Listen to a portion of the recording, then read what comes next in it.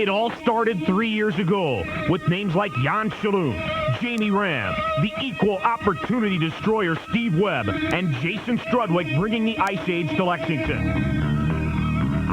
The second season saw the arrival of over 300,000 fans again, and a whole new breed of animal. The Big Z, Zdeno Chara, the Swedish Nightmare, Freddie Oduya, and the Russian Five, Yegorov and Boykov, among others, knocking heads in the bluegrass. Last year, the Thoroughblades came within a game of the Final Four, with veterans such as Sean Burr, Sean Gauthier, and Steve Kowala, under new coach Roy Summer, leading Kentucky to its best year ever. The 1999 season brings a fourth year of hockey happening and madness. The Kentucky Thoroughblades are on the air. Kentucky Thoroughblades hockey. Tonight, the Blades take on the Louisville Panthers. Kentucky Thoroughblades hockey is brought to you by Avasteki Chiropractic. Your good health is as easy as ABC. By Lexington Dining Club. Discounts galore to save you more. By Marriott Griffingate. By Fayette Electrical, specializing in commercial, industrial, and telecommunications electrical services. By Tony Roma's, best ribs in America. By Jack Kane Ford. And by Sleepyhead House.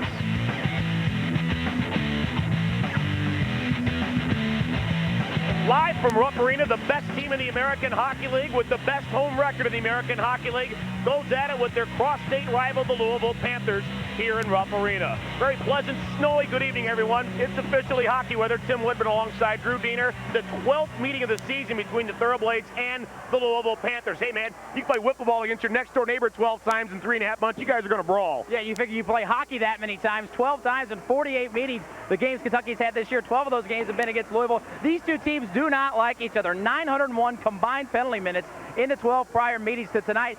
Kentucky last week against Louisville. We saw it here on WKYT. Brad Ferentz absolutely losing his mind against Jarrett Burnett. They started to get into a scuffle. The referees, linesmen broke him up. Then Ferentz tries to climb the glass to get at him, throws a water bottle, throws a cooler, then tried to throw a stick at him. Anything he could get his hands on, he was trying to get back at Jarrett Burnett. And last night we saw a relapse of those two teams mixing it up once again. Take a look at the Mid-Atlantic Division standings. The Thoroughblades a 5-point lead over second-place Louisville and the surging Philadelphia Phantoms. A very tight division, far and away the toughest division in the AHL. Well, no question. 3 of the top 5 teams in the American Hockey League are in the Mid-Atlantic Division. And you talk about Kentucky, playing against the division is going to be key, obviously. The games of this division after tonight, not as many divisional games. Only 2 more games with Louisville left after tonight.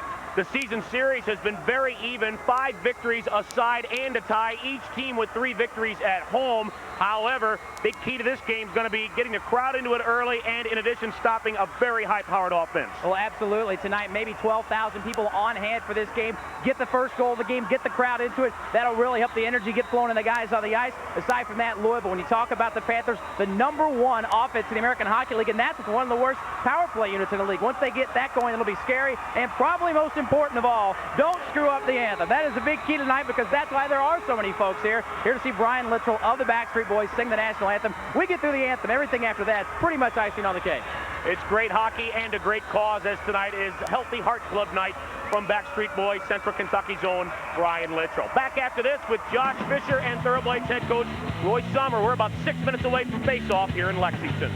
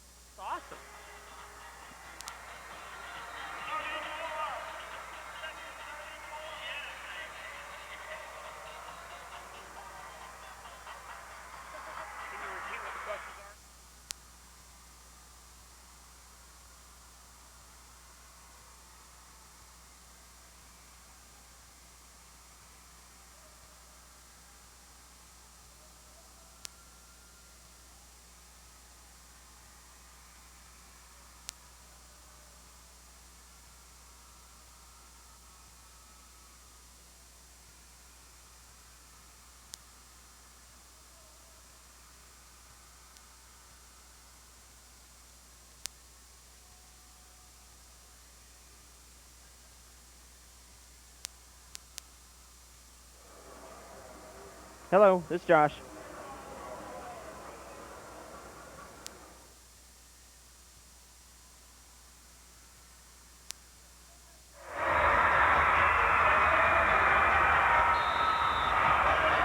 Welcome back to Rupp Arena.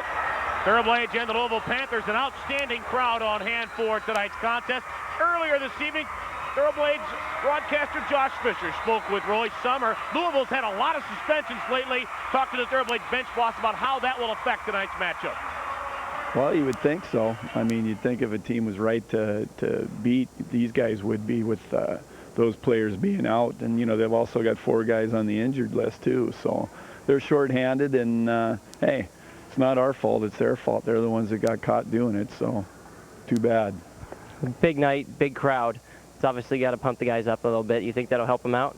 I think so. I think the big thing is to get in the game early and, you know, establish ourselves in our forecheck and not look back. And, you know, we play these guys again tomorrow night, so the things we got to do is we got to make sure we take the body and finish them and tire them out for tomorrow. I think we're going to have fresher legs. It's our building, and we got the TV timeouts to work with tonight also. That's Thoroughblades bench boss Roy Summer. Josh Fisher is downstairs. The Jim Gray of the American Hockey League. Josh, you going to get Brian Littrell tonight or what? Guys, I don't think it's going to happen. They've got security sealed so tight down here. I can barely even get a security guard to even say 2 words to me. I'm going to keep working on it, but it doesn't look like it's going to happen right now. Thoroughblades and the Louisville Panthers, what a special night this is. Probably the T-Blades' biggest crowd since opening night, Drew Diener. A great hockey team, obviously, the Thoroughblades have been. They've been in first place. It's the 4th game of the year this year, but also a great cause tonight going to charity. Absolutely. $1 off each ticket for tonight's game is going to benefit Brian Littrell's Healthy Heart Club, which goes to help kids preparing for and rehabilitating from heart surgery. And with the money that's going to be raised tonight, it's going to go directly to that foundation. And you get a lot of fans that might not have shown for the game otherwise are going to come out here a chance to experience what Thoroughblades ice hockey is all about. And hopefully we'll see them back at next Thursday's game here at home or next Saturday. We'll have Mark Martin on hand. I believe it is officially hockey weather. Yes, it is, with the snow coming down. And we got a tough act to follow here today, Tim. The first 2 athletic events here on WKYT went to overtime with Ole Miss upsetting Auburn and Kentucky winning over Vanderbilt in OT. So the pressure's really on the Thoroughblades and the Panthers tonight. And in addition, the Thoroughblades have quite a lengthy streak of having not lost on television way back in April of '98 it's been.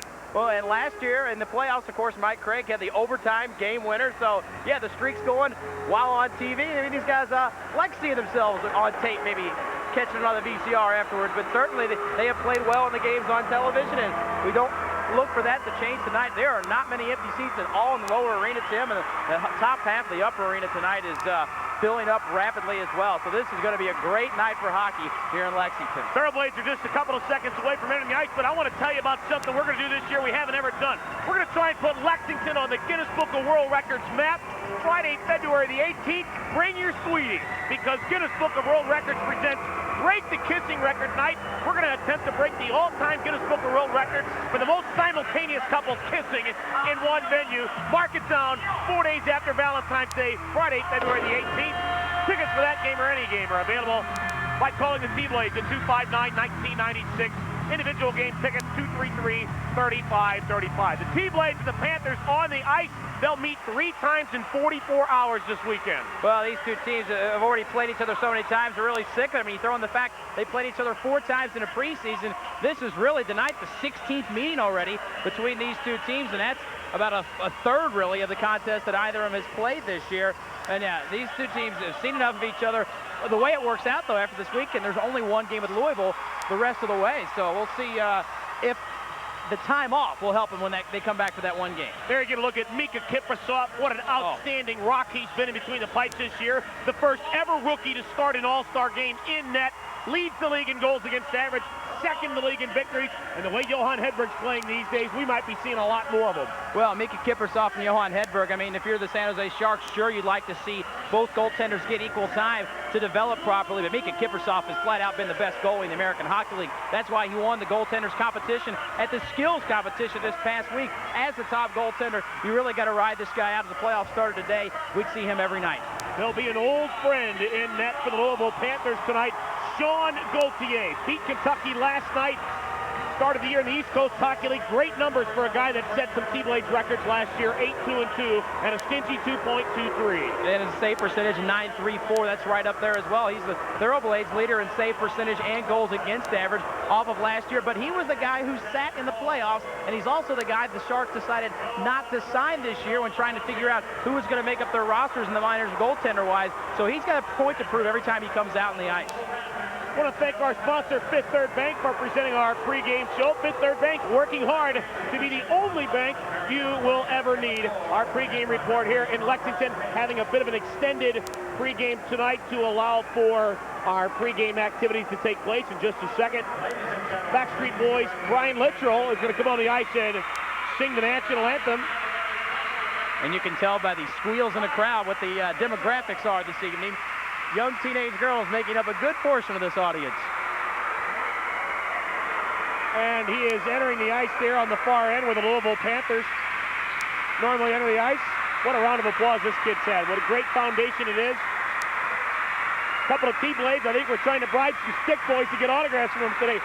That's when you know you got to start in the house when the players want autographs. Yeah, you know that somebody is worth seeing tonight, and you could just hear this crowd listen to him for Brian Littrell. I was a little surprised at how diminutive he is. He's a little guy. What's wrong with that? Nothing. I was just surprised. He looks tall on MTV. They could probably make me look tall. Although I don't know. Just listen to this crowd. Enough said.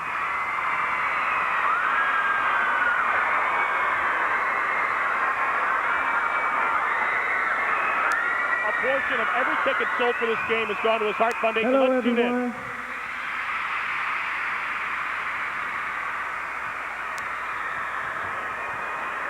Ladies and gentlemen, I want to welcome you to tonight's game.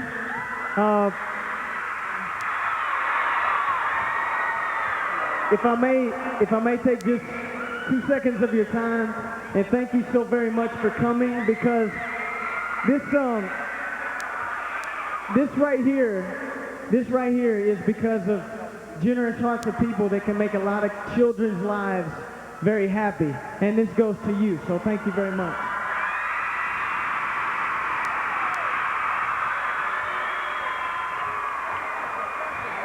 I do want to say hello to all of the charity organizations, the Brian Littrell Healthy Hearts for Club, Healthy Hearts for Kids, as well as the Kentucky Thoroughblades charity organization.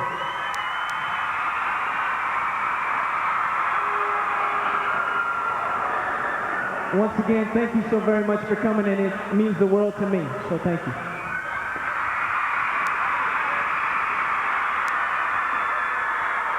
Performing our national anthem tonight is Mr. Brian Littrell.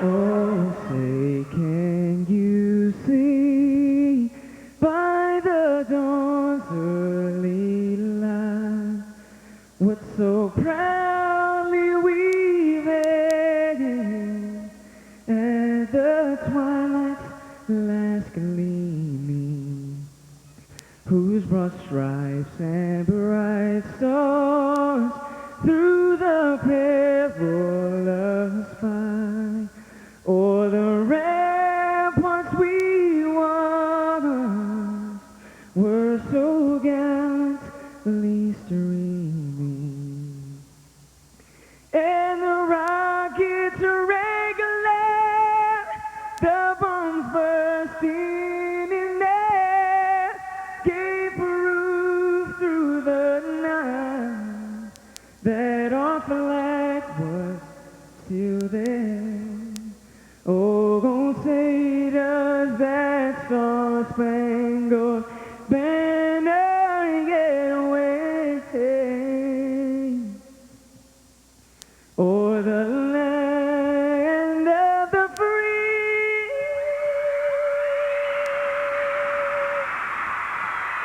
and the home of the brave.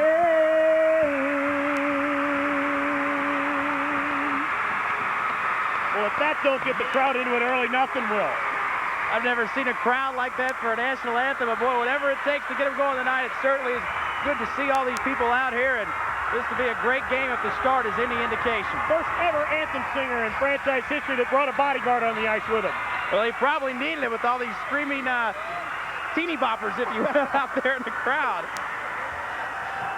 Well, the Kentucky Thoroughblades and the Louisville Panthers last night in Freedom Hall, a 5-2 Louisville victory. And the T-Blades and the Louisville Panthers playing for the 12th of 14 meetings on this 1999 Y2K season. Once again, mega thanks to Brian Littrell. His Healthy Heart Club Fund benefits children who are either preparing for surgery or who are rehabilitating from surgery. As it's my understanding, he once had surgery as a youngster, and that is why he has chosen that particular.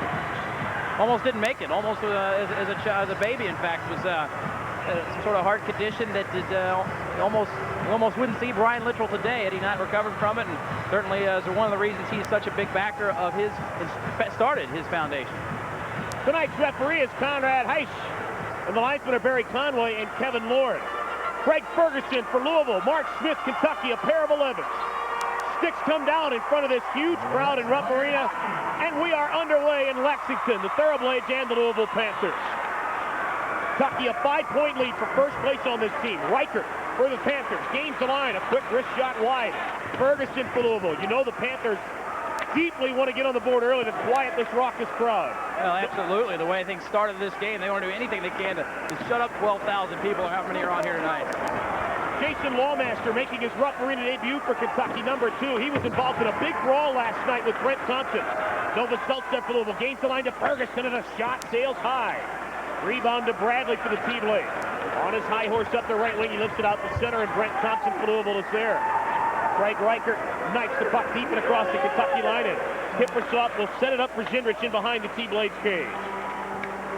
Kentucky's been really banged up on that blue line. That's why we're seeing guys like Lawmaster called up from the East Coast League. Thoroughblades send it around, and Sean Gautier's first touch of the game is behind the net. Panthers right to left in their road red uniforms. Dave Duerden lifts the puck across the line. Kippersoff for Kentucky, setting it up for Hines, and he can't get it out. Kirby Law holds in now to Long, who was a scratch last night. Andrew Long for the Panthers, lifting one out high in the slot. Mike Craig is there. Up to Corville. Sweeps it across the Louisville line, and Dan Doyle is right back out with it. Loose puck at the line, and Corville steams in. Drops it off to Hines. Left circle, a shot. That's high and wide. Harry Corville rubs it out along the rim, and Armstrong elected not to pinch, and the Panthers break up.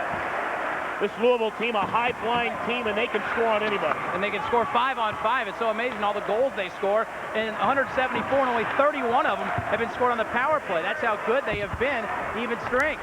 They lead the league in goals per game, and they have the absolute worst power play in the league. I mean, it's miserable. It's almost like when they take a penalty or are on a power play, and the other team takes a penalty, you just assume, if you're Louisville, have them stay 5 on 5 out there. Temper's already flaring here in front of the Louisville bench. Last night at Freedom Hall, Jared Burnett, who leads the league in penalty minutes, was going to go at it with former T-Blade Curtis Dole. Dole squared off, and then he backed up. Then Lance Ward blindsided Burnett, and then Dole piled on. That started... And that's a no-no. Getting things ugly, and then Eric Boganecki, the little ball of hate who kills Kentucky. You look at Larry Corville, he looks to get under players' skin. Boganecki, the little ball of hate, threw a linesman twice. He's given a minimum 3-game suspension. They're going to look at the tape on Monday. He might get 10, and he might get the worst penalty you can get, which is 20-game suspension. Well, we saw it in the NFL this year. Orlando Brown was suspended indefinitely, and that was just one hit on a linesman. This is 2, and 2 of them being thrown to the ground. And the linesman didn't even throw anything in Boganecki's eye. No, yeah, no sandbag. This is Ward for the Panthers, roughed up by Kola Giacomo, who was a scratch last night. Friedman feeds the road, and that's picked off. As important as this for Louisville to try to quiet this crowd, if you're Kentucky, you'd like to get that goal just equally as important to get all these people here for this hockey game enthused about it. Kola Giacomo tries to clear along the boards and can't. Lance Ward, weak wrist shot for the point, knocked down by Mulick. And Kola Giacomo will churn and burn for the T-Blades up the right wing. Long outlet pass to Friedman and a long drive right on, and Gauthier with a neck-high glove save. Curtis Dole, the former T-Blade, wraps it around, and Paul Harvey exits the zone for Louisville. No score, 2:40 gone here in the first period. Thoroughblades yet to have a shot. Little pushing and shoving in front of the Kentucky bench as Friedman is now involved. And there's going to be a slashing penalty called here by referee Conrad Haish. Doug Friedman is definitely going to go, and he may be the only one that goes in. That's a good way to quiet a crowd, is to take a penalty. Yeah, just 2:46 into this one. Kentucky will be trying to kill off a penalty where they have the league's best penalty killing unit and have for much of the year. But yeah, certainly if you're trying to get that goal, putting yourself short-handed less than 3 minutes into the game, not the way to go about doing it. Doug Friedman for slashing at the 2:46 mark. And little hacking and jacking in front of the Kentucky bench. We'll get a look at Doug Friedman's number 23. Look from the bottom of your screen. You saw the stick go up there. But don't know if that's, well, there's where it occurs. Wow, right there. That was a good one. Got his 2 minutes worth. And then some. Face off just outside the Louisville zone. The Panthers on the power play. Our first period scoreboard brought to you by Green's Eye 75 Ford. Green's Eye 75 Ford is Ford country, believe it. Robert Gendrich waffles the puck up the middle, and the Panthers backpedal. Dan Boyle swings it over to Novoselica. Slips one up the middle to Ferguson. Off his skate, and Smith lifts it out to center. Again, this high-powered Louisville offense has been pathetic on the power play this year. Worst in the league. And Kentucky has been the best on the penalty kill, right around that 88% mark all year. And it's been a long time since we looked at the penalty kill rankings and not see Kentucky on top of the list. Mark Smith shorthanded, gets around Boyle, and a shot right on, and Gauthier to his knees to stop that. Ferguson the other way. Louisville head coach Joe Patterson likes to go with 4 forwards and just 1 defenseman on his power play. Here's Bradley up the middle shorthanded, picks one off, steams it across the line and got yanked down. And there'll be a penalty on Louisville.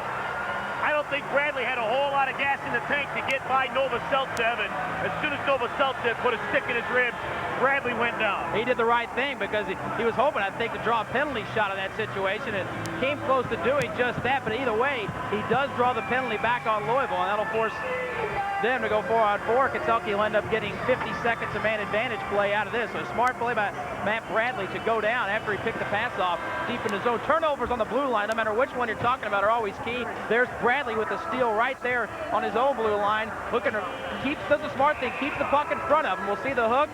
I think Matt Bradley's gone down with a lot more prodding than that in his lifetime, and he goes down, gets the call. Smart play. So the teams are at 4-on-4 for 70 seconds. Kentucky will then have a power play. No score here from Rupp Arena. Crowd continues to pile in here, although I bet most of them got here nice and early for the anthem. Up the right wing, Ward for Louisville. Can't get around Dooling cleanly. Armstrong for Kentucky. Ran into his own man, Rode. And Louisville controls. This is long to Curtis Dole. A weak shot right on, and Kippersoff the glove save. And he'll clear the rebound himself around a helmetless teammate in Jarrett Dooling. That looked dangerous. The two guys in the same team go down 4-on-4. That's never a good sign. Peter Rhodes cycles it to Dooling. Looks like Nick Patillo out there without that helmet. Kicks the puck along with that long mane of black hair flowing. And Long comes away with it for Louisville. Here come the Panthers through center. Dooling took a slash, I think, too. Sure did. Goes to the bench with his hand to his mouth. Physical play along the near corner. T-Blades controlled, and Mike Craig led the league in scoring prior to last night, but was shut out, and now he's third in the league. Face off in behind the Kentucky cage. Or, excuse me, the puck in behind the Kentucky cage, and Armstrong comes out to the right of Kippersoff. A long left wing feed to Hines, and now this is Landry up the right wing, and the puck goes up over the bench and out of play. And we are still 4 seconds away from the first Thoroughblades power play of the game. Well, just 3 shots so far, and a little more than 4 minutes into this game. Both teams really, I don't want to say they're feeling each other out because they've certainly played each other enough times to know what the other is going to do. That's really one of the challenging things when you play a team this many times is to make adjustments. You see Roy Summer and Nick Patillo there. They got to come up constantly with new little wrinkles here and there for Joe Patterson to think about when they start matching up with this team. We'll have another 4 seconds to 4-on-4, and then Kentucky, they can win this face-off. We'll have a power play. Hopefully they can just dump it in and gain control of the puck. Face-off at center, controlled by the Panthers, and Boyle back pedals. Here comes Friedman out of the penalty box as Boyle sails one the length of the ice, and the T-Blades have the man advantage. Robert Gendrich is on the back line, and he spins Bradley up the right wing. Here come the T-Blades to center, and Bradley rips it in. The T-Blades now with 4 forwards and a defenseman out there. There's a new wrinkle we're talking about right there. Thompson falls down for Louisville. Mike Craig jams him. Then Craig fell down, and Brent Thompson comes away. Thompson, long right wing feed to Boyle. He's dangerous shorthanded, the all-star defenseman. sends it in across the line. Ferguson shot right on, and Kiprasov the save. And Landry is on the fly. Eric Landry's got Corville with him. He feeds him. Looking for the give and go. Has it, and he tips it just wide. Landry out to Bradley at the right point. Has plenty of room. Gendrich straight on. Backs up to the blue line. To Bradley at the right circle. Matt Bradley wide out to Gendrich straight on. Team's at full strength, and Gendrich coughs it up. And here comes Boyle away. Dan Boyle and Ferguson, 2-on-1. Now it's a 3-on-1. He beats Ferguson. Hit the goal post. Had Kiprasov beat. Had a sea of net to shoot at, and he hit the post. And Peter Rode the other way. And across the line. He scored in 4 straight. Peter Rode squirts around to check at the blue line. Barely holds in. Lifts it along the near wing, and Gosselin will pitch. Corville finds his man. Colagiacomo in front. Gauthier, a miraculous save on Colagiacomo. And both goaltenders have come up big here in the first period. Novoseltsev darts wide on Mulik and can't get around him cleanly. And behind the net, centering feed, shot, they score! Curtis Dole, the former T-Blade, with a penalty coming up on Kentucky, snapped it under the crossbar, and this game got way too wide open, and Louisville breaks on top. Well, they should have had a goal probably a minute earlier when Kiprasov was down and it hit off the goalpost, and then Kentucky looked like it had a sure thing, and Gauthier came up with an unbelievable save, and boy, Louisville gets that first goal in the game, and there's probably not been a game in recent memory in Rupp Arena that first goal was going to be more important than it was tonight, and Curtis Dole comes up with it, the former T-Blade for Louisville. We'll take a look at Dole's number 7. He's going to be on the Kiprasov's left, the feed's behind the net. He tried to jam it to Ferguson and missed, and that's who Kiprasov was looking at. And or it was Wells in front of then Dole came in. He's got 2 goals this year, and both of them are against Kentucky. Well, all the former T-Blades have really done well against Kentucky. Dan Boyle, Dave Jordan, and obviously Sean Gauthier. They have certainly performed well against their former mates. Novoseltsev and Law on the assist. Curtis Dole, second of the year. They glanced off the crossbar, and Louisville has the lead. Thoroughblades Mark Smith beats an icing puck. Here's Jay Nealon behind the Louisville net. Coming in for the kill is Juling. Now with Bradley. Matt Bradley walks out high left wing. Lefted it down low, and right there for the Panthers is Paul Harvey. He sends one on net, and Kiprasov a stick save. Matt Bradley off the right wing glass and out with it. Brent Thompson corrals in the Louisville zone. Hard up the right wing to Harvey with room. Paul Harvey in across the line. Can't get through Armstrong cleanly, and the puck to center. Thoroughblades have allowed 5 goals in each of their last 3 games after leading the league in team defense. Pause in the action here. We'll take a timeout with 12:47 to go in the first period. Louisville a 1-0 lead here at Rupp Arena.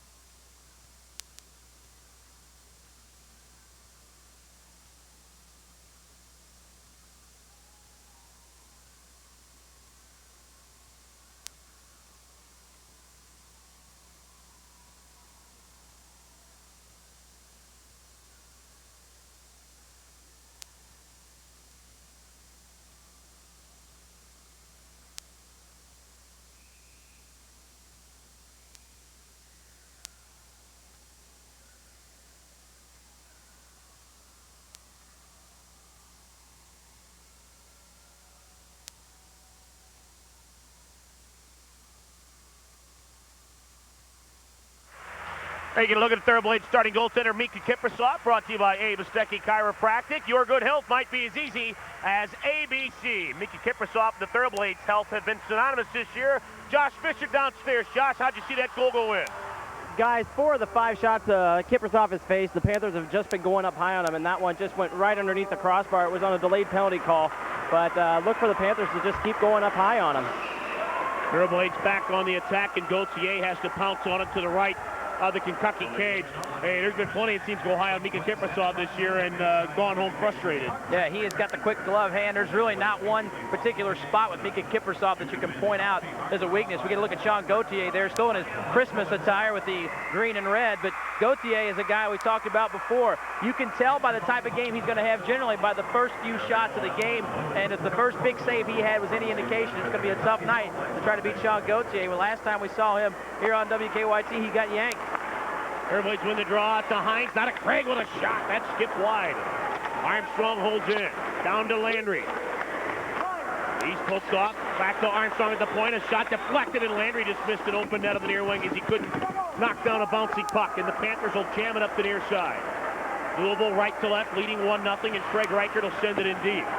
Kiprasov allows Sean Hines to play it along the far side, lifting it high on the glass, and that puck goes up over the glass, not a play. Boy, a great crowd on hand here tonight. They're almost to the top on the far side of the ice. Unbelievable. We don't normally see sights like that except for opening night.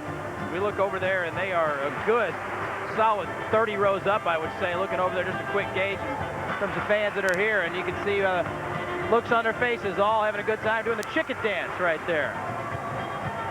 Curtis Gold, second goal of the season for Louisville. The only goal of this game, and the Panthers with a 1-0 lead here in Rupp Arena, but it hasn't quieted the crowd any. No, not at all. This is as loud and boisterous of a crowd as we would see. You'd love to see Kentucky get a goal to really give them something to really cheer about and get in behind the team here for this game. Think about Kiprasov. He doesn't get rattled. Not at all. He's given up a couple of early goals this year, and he has just been terrific the rest of the way. He really has. He's been ever steady. And last Saturday, of course, he came in a relief appearance and stopped every shot and stopped the madness in the 6-5 hockey game for Kentucky. Thoroughblades swat the puck across the line, and Brent Thompson, hounded by Landry, got around the forecheck of the Team Lane All-Star snub and races to center. Gains the red line and scoops it in. Robert Gingrich answered for Kentucky. Behind his own net, he sends it along the rim. Not out, held in, right point, a shot. Off the stick of Allen, skipped wide on the stick side, and the rebound comes all the way back to the Louisville zone. Big Chris Allen had a goal last night for Louisville. Up to Jordan, he tips it in.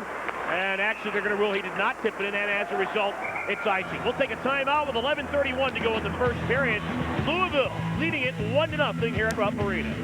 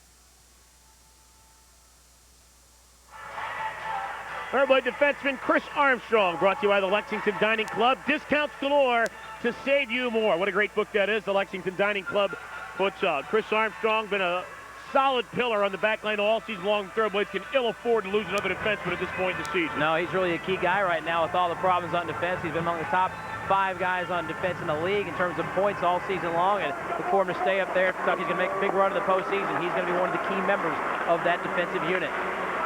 Louisville wins the defensive zone face-off, and Duerden sweeps it in.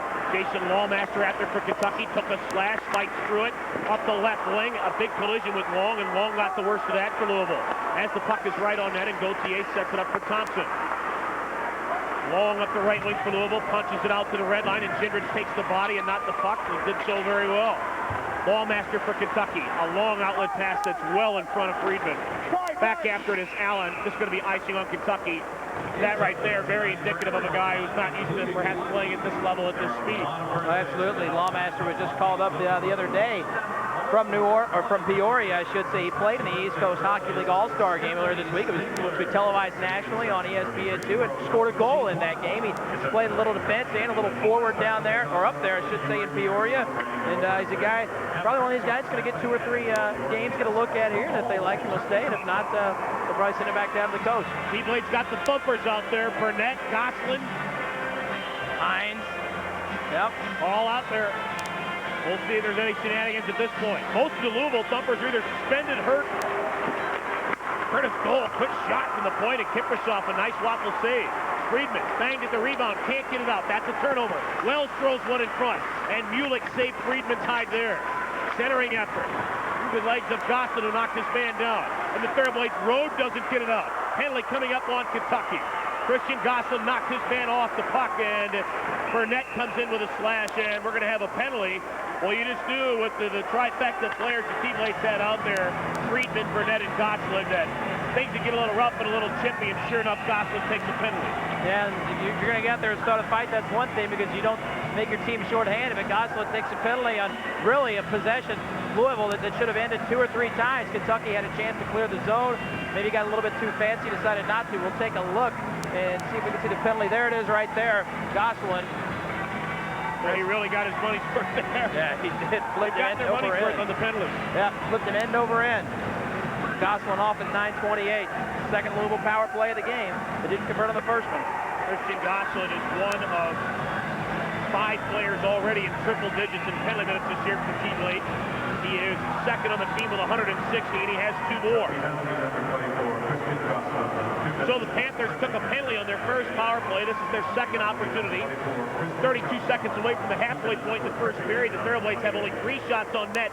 None of them have been very tough, and they trail 1-0. Oh, I should say Colagiacomo's shot, I guess, was pretty tough, but Gauthier on his belly or on his backside, and Colagiacomo couldn't lift it over him. Yeah, but other than that, there has not been a really, what you call a quality scoring chance for Kentucky. Bradley was hooked down before he really had a chance to get a shot off, and that's been pretty much the offense for Kentucky. Novoseltsev lifts one over the head of Kiprusoff. Hines after it. Ferguson got there first. And behind the T-Blades net, Armstrong gives it a swipe. Bradley chops, and he got it by his man Novoseltsev at the point. Good play by both those guys. Armstrong to just send it up the boards, and Bradley to be there to knock it just past the man at the point. Kirby Long for the Panthers rips it in, and Hines is after it. Hard off the glass, got it around Boyle, and the puck out the center. Mark Smith beats Bradley on the fly. Big drive, and Gauthier with a stick save as Bradley was just putting on that. Here's a turnover. Mark Smith short-handed a shot, and he sent it high. T-Blades missed the net on numerous, I would even argue, dozens of cases last night in Freedom Hall, failing to hit the net, and certainly continuing that trend on that effort by Smith. That's why they've got just 4 shots here in the first 10 minutes of the game, does Kentucky. That's certainly something they've got to work on. A guy that you love to see when he's in there hit the net is Sean Hines. He is such a big blast. It's generally going to create opportunities for the other guys out in front. But right now tonight, early on, 2 or 3 decent chances have been wide of the net. You know, it's funny, the seats here on the far side, the penalty box side, they're more packed in the rafters than they are in the padded seats down below. Of course, a lot of people you see in the rafters have bought tickets tonight, so higher percentage of them coming in than folks who may have had season tickets and bought them prior to the season. But yeah, they are packed in up top. And it's first come, first served seating up there, so everybody kind of scrunches middle. Yep. Lucien behind the Louisville net. Panthers on a power play for another minute. Curtis Stoll leads the breakout up the right wing to Reichert. Just did get through Craig, but Gendrich is right there, and he sends a couple of officials ducking on his clearing effort. Kentucky doing a good job. Louisville nothing on this current power play right now. They're not even been able to get it started. Kentucky's really had better scoring chances so far than Louisville on Louisville's power play, but still some time to go. Curtis Stoll for the Panthers gives it a big ride in. Around it goes. Ballmaster for Kentucky can't get it out. Jay Neal gave it up to Reichert. And behind the T-Blades net, Craig Reichert out to Toole at the right point. Now to Allen, a one-timer. Kiprusoff lost his balance a bit, but Allen's shot missed the net, and then Toole could not pinch. Louisville at center ice, and Chris Allen sends it ahead. 18 seconds to go in the power play for the Panthers. Gendrich a tap, not out. Reichert held in, out to Allen at the point. Winds up, Kiprusoff the save, and he pounces. I think that hit off Lawmaster's skate after the rebound. Looked like it actually hit off number 2 for Kentucky, Lawmaster's skate, and went back in to Mika Kiprusoff, and he pounced. That's a fortunate break for the Thoroughblades. Mika Kiprusoff taking a swig of the water there. First year in North America at pro hockey. John Nabokov's first year in North America, the complete opposite. Yeah, a little different. Goals against average of .391 for Nabokov. This year, Kiprusoff leading the league in goals against average and save percentage. He's been up there all year. He's already got 17 wins. If he wins tonight, he'll tie the man on the other side of the net, Sean Gauthier, for 3rd all-time in Kentucky Thoroughblades goaltender wins. Face-off is to Kiprusoff's left with 8 seconds to go in the Louisville power play. Brought that to circle. Rode gave it a swipe, and he got it out of there. And that'll do it for Louisville's second power play. Again, they really have problems when they have an extra man out there for whatever reason. Here come the Panthers right to left, leading 1-0 here at Rupp Arena. Sean Hines chases after a Paul Harvey chase, but Armstrong got there first. Thoroughblades been outshot 7-4. They traditionally outshoot this Louisville team in a big way, although that doesn't necessarily breed success. No, they've won more games than they've lost when they've been outshot this year. Got an interesting stat for Kentucky, but that has been the case. When they're outshot, that's not a problem. I think they've won more games outshot than when they've outshot. Oh, they absolutely have. Kentucky, when they're outshot, is 17-5-6 when they're outshot. Total Giacomo lifts it in across the Louisville line. This is a delayed offside and finally called by the linesman. 7:48 to go in the first period. Louisville leads 1-0 here at Rupp Arena. More action in Lexington after this.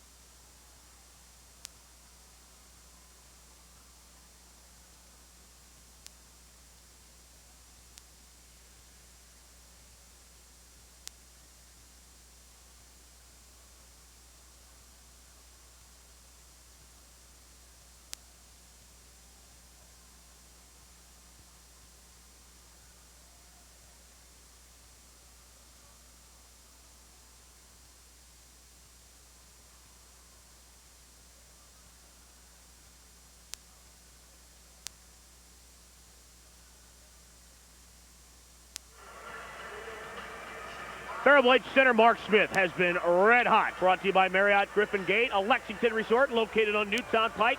Stay with the winners at Marriott Griffin Gate. Mark Smith, 8 points in his last 4 games, has elevated himself back among the league leaders in scoring. No question, last year Mark Smith had 39 points in 78 games. Well, he's already surpassed that. He's got 40 points in his first 47. They knew coming into this year he was going to be counted along with Matt Bradley to provide some offense, because there were some unfamiliar names that were going to be having to do the goal scoring for Kentucky, but he has come through. Guess who's coming to Rupp Arena on February the 25th? Was that the Diener family? That's the Dallas Cowboy cheerleaders coming to town. Always a big draw. That's on Friday, February 25th. The Cincinnati Mighty Ducks in town on Dallas Cowboys cheerleader night. I can assure you, nobody in that video is related to me. I'm sure they'll all meet you. Are you going to hop in the van and go pick them up in the airport again this year? That was one of my tougher assignments last year, to have to ride an hour to and from the Cincinnati airport with the Dallas Cowboy cheerleaders. You know, it's a tough job, Tim, but it's got to be done, and I am the man for that job if I am called upon again. Louisville icing the puck here, and the T-Blades will have a face-off way back into Panther zone. Brent Thompson, number 3 there for Louisville. Look for him to go tonight. He's probably their toughest player in the lineup. Yeah, but maybe with Jason Lawmaster. That's what we hear the scuttlebutt was before the game, that if they had on the ice together at the same time, we would see them mix it up. I've been looking. They haven't been on the ice at the same time. Nope. Face-off is to the left of Gauthier. Louisville a 1-0 lead on a Gerbike Curtis goal. Mark Smith steps in to take the draw with Ferguson to the left of the Louisville cage. Smith kicks the puck out high onto the stick of Armstrong. On his backhand, sends it to the net, tipped wide by the defense. And the Panthers come away with the puck in behind. Ferguson up to Reichert, he'll lift it out to center. Sean Hines to the T-Blades, popped it along the boards and tossed it up. Reichert's shot to the net, however, is picked off by Armstrong.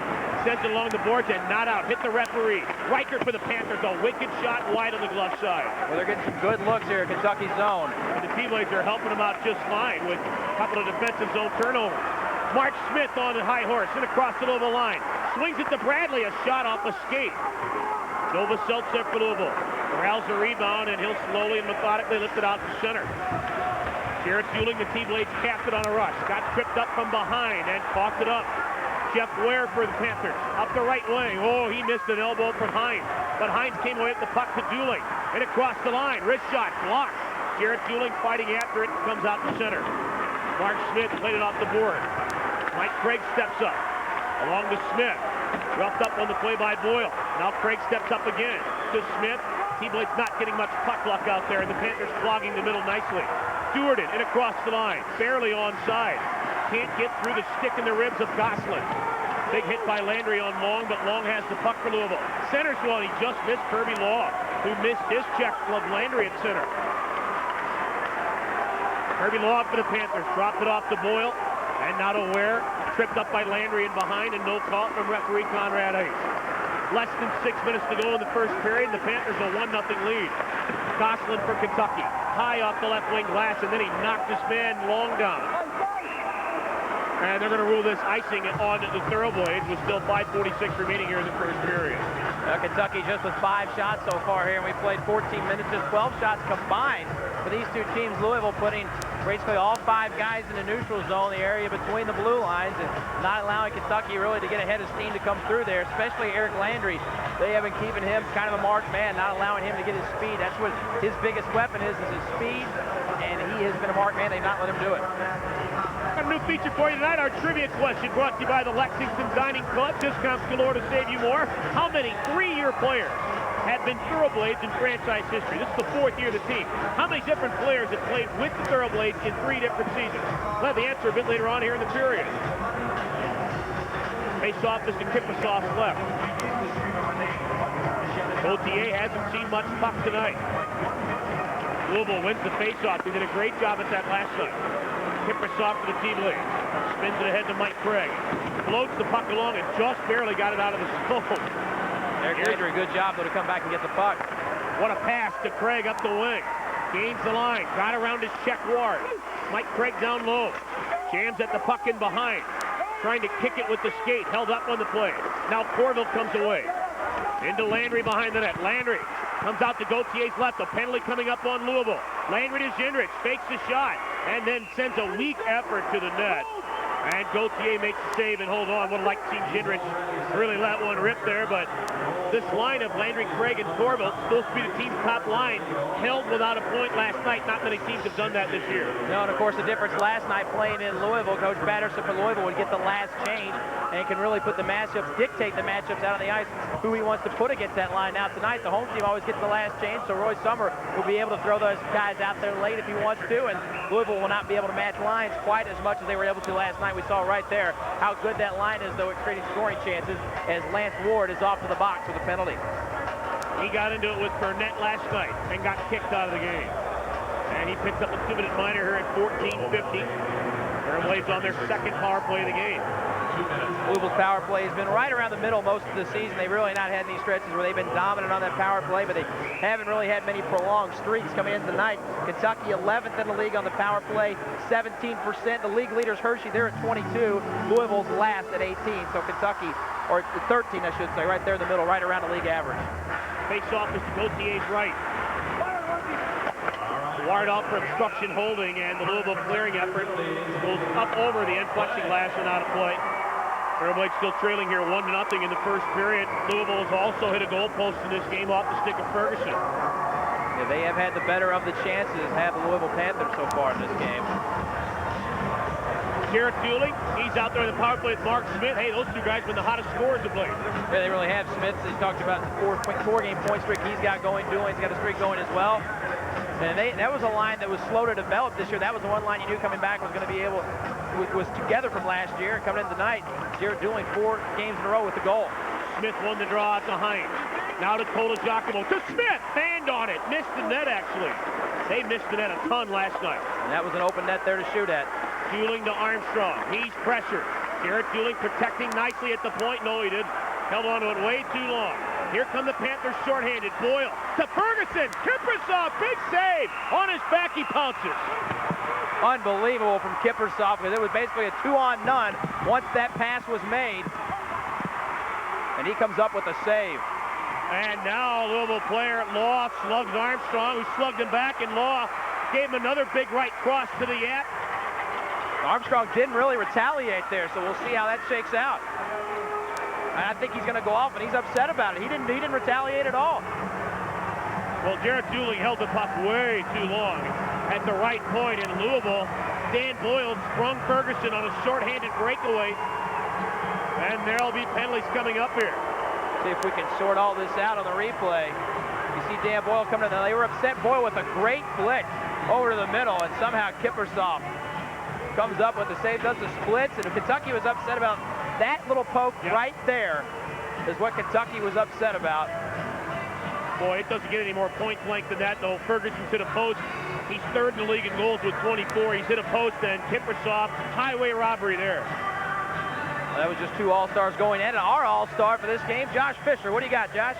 Hey, guys, just another typical thing here with the goalies. It's a general rule. It's like one of those golden rules of hockey that you just don't take a shot on a goalie after the whistle. As soon as the whistle blew, Dan Boyle tried to eke his stick in there just a little bit earlier than normal, and a lot of the players don't like that. So usually when a guy pokes in early, that'll kind of bring the cavalry come charging in to go after whoever poked, and that's kind of like the situation that we just had here.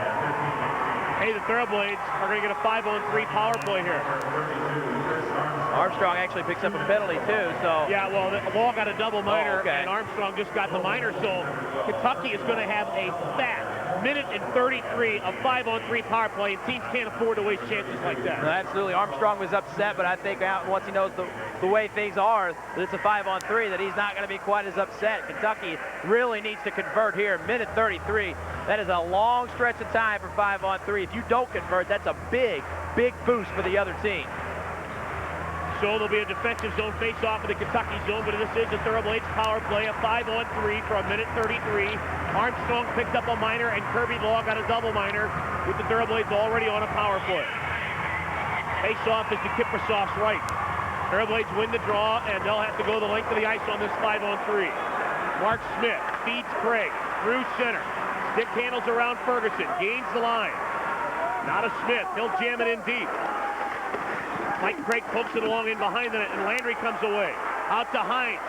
Thoroughblades, good job of playing keep away there. Hines has got the big bomb, fakes it, swings it over to Craig. Wide left circle. Out of Hines, straight on. Sean Hines. Wrist shot, save, rebound, score! Mark Smith.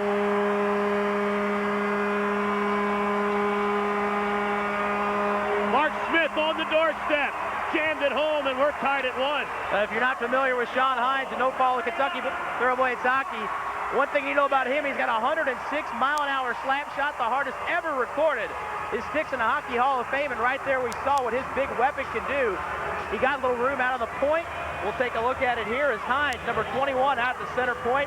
They give him a little more room because it's 5-on-3. Sends it on net. The big shot creates the rebound. Mark Smith, right place, right time, converts for Kentucky, and the goal is 41st point of the season. And his 15th goal. He's already scored more points than he had all of last year. And it's 1-1. The Thoroughblades still on a power play, by the way.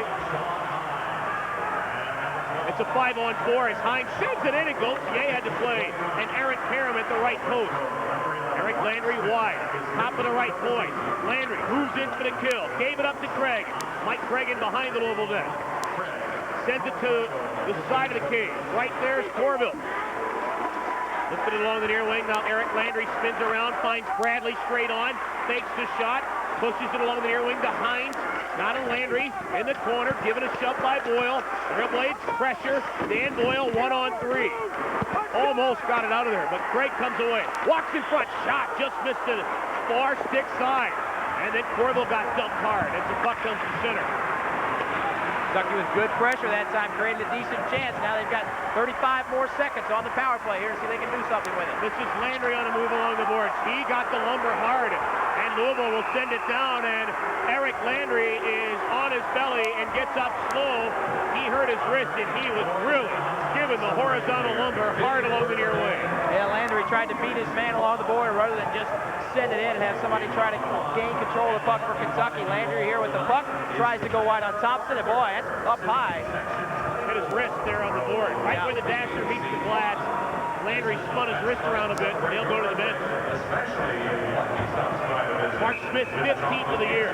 Sean Hines and Mike Craig at 15:49 has tied this game at 1. Well, 2 All-Stars and the guy certainly that could have been Mark Smith, and another All-Star, Mika Kippersoff, made that goal equally as big, but they came up with a save. Otherwise, this would be a 2-1 game rather than tied at 1. Smith to Lawmaster. Out to Zinrich at the left point. Spins it along to Cola Giacomo. Not a dueling behind the net. Garrett dueling. Cola Giacomo, save, rebound. Gauthier robbed him again. Another shot, hit the post. Cola Giacomo can't buy a goal.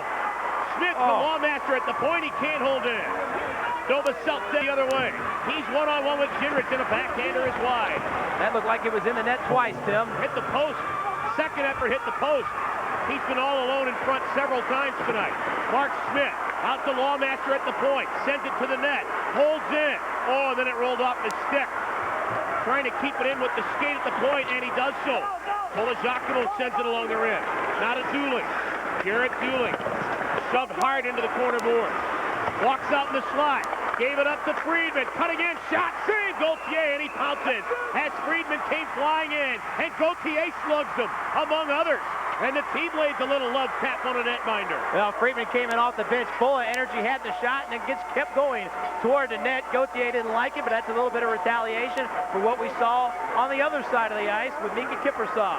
We'll take a timeout with 2:12 to go in the first period. Rupp Arena, Kentucky and Louisville in front of a fat crowd. It's 1-1.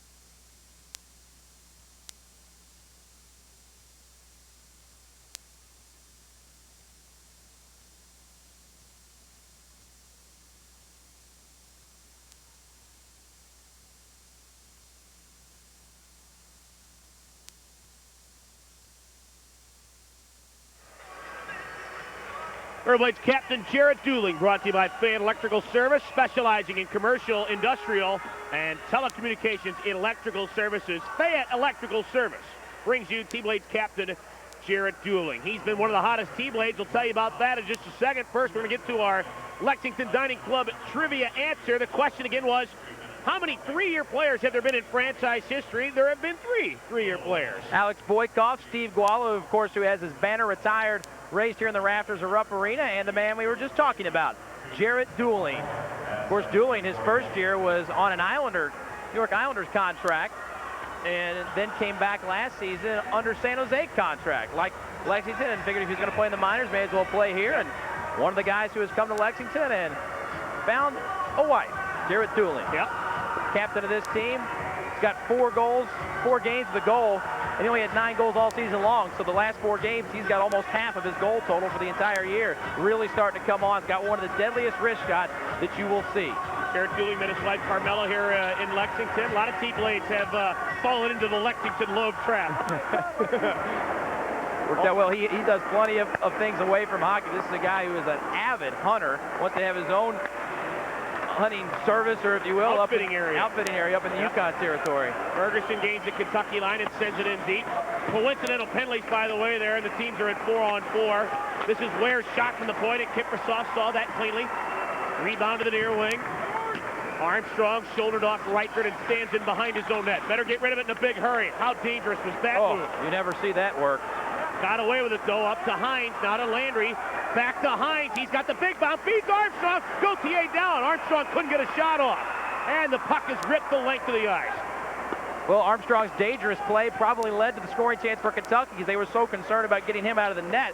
He had Gauthier down, but Gauthier did a good job of covering up the net. Just had to wait too long, but you'd like to see some sort of shot hit the net there. Landry with smoke coming from his skates as he flies 3 lines. Gave it up to Craig, 4-on-4. Centers one off a stick. Robert Ginrich flicks one in front. Mike Craig had it kick off his skate, and Boyle sends Wells up the middle. Sean Hines on him, and Hines lines him up and came away with the puck with some help from Kiprusoff. And a great job not to take a penalty right there. Here's Craig up the road in the period's final minute. Peter Rode gains the line. Lets it rip, and Gauthier stick save it. Peter Rode has really been shooting the puck a lot more lately. He's another guy with a streak going as well as Peter Rode. He's got goals in his last 3 games. 14 Kentucky shots now as they begin to pile it on.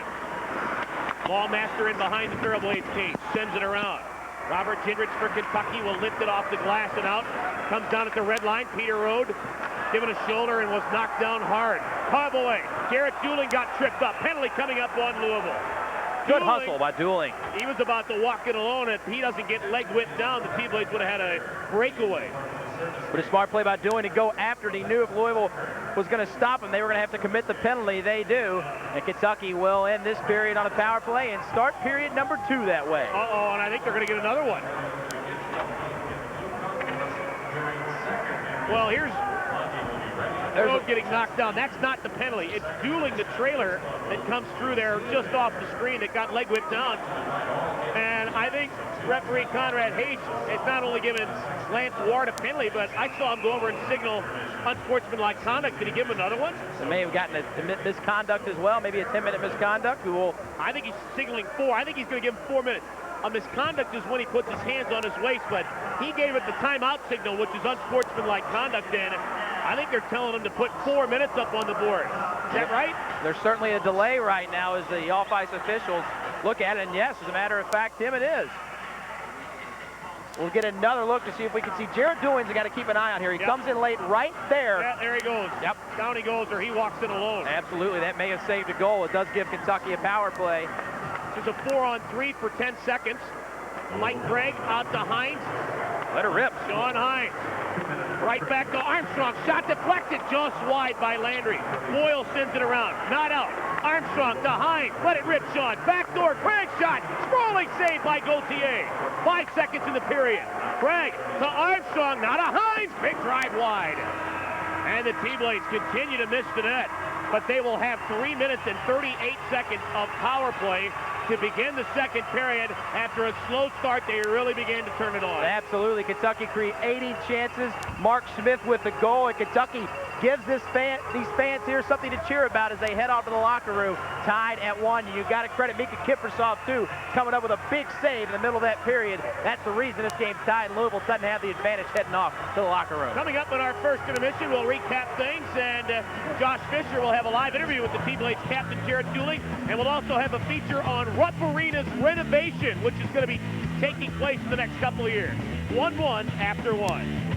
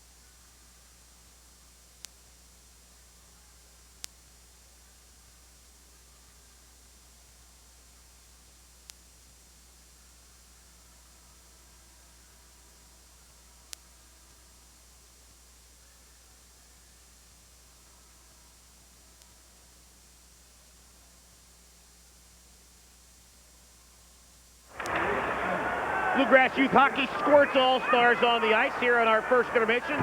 Louisville Panthers and the Kentucky Thoroughblades all tied at 1 apiece. Big star here in Rupp Arena tonight. Got one just as big coming up next weekend. Hamilton Bulldogs in town. Valvoline and Ashland Oil present Mark Martin in the house in Rupp Arena. That's next Saturday night. That's going to be a big night. Going to unveil his NASCAR 2000 ride. And you can also win 2 tickets to the Brickyard 400 or his helmet from last season. Hopefully they've cleaned that thing out. Mark Martin will see that very car just a couple of weeks later at the Daytona 500, so that'll be your first peek at that. If you want to get tickets to that game or any other affair, there are the ticket prices on the screen for individual tickets, $233-3535, or if you want to be a season ticket holder for just 5 games or less, $259-1996 to get a discount. That's the number to call right there for the Thoroughblades office. Let's send it downstairs where Josh Fisher is with T-Blades captain Jared Dooling. Josh? First period of action underway already. 1-1 tie. Here I am with Blades captain, El Capitane, Jared Dooling. Jared, just talk about the first period. You guys were low in the shot category right off the bat, and then you kind of pumped it up at the end. Well, I think some of the guys maybe were a little bit nervous. Big crowd, a lot of excitement to start the game. And I think first 10 minutes, we settled down after that and started to play hockey, got the jitters out, and it's going to be a good game.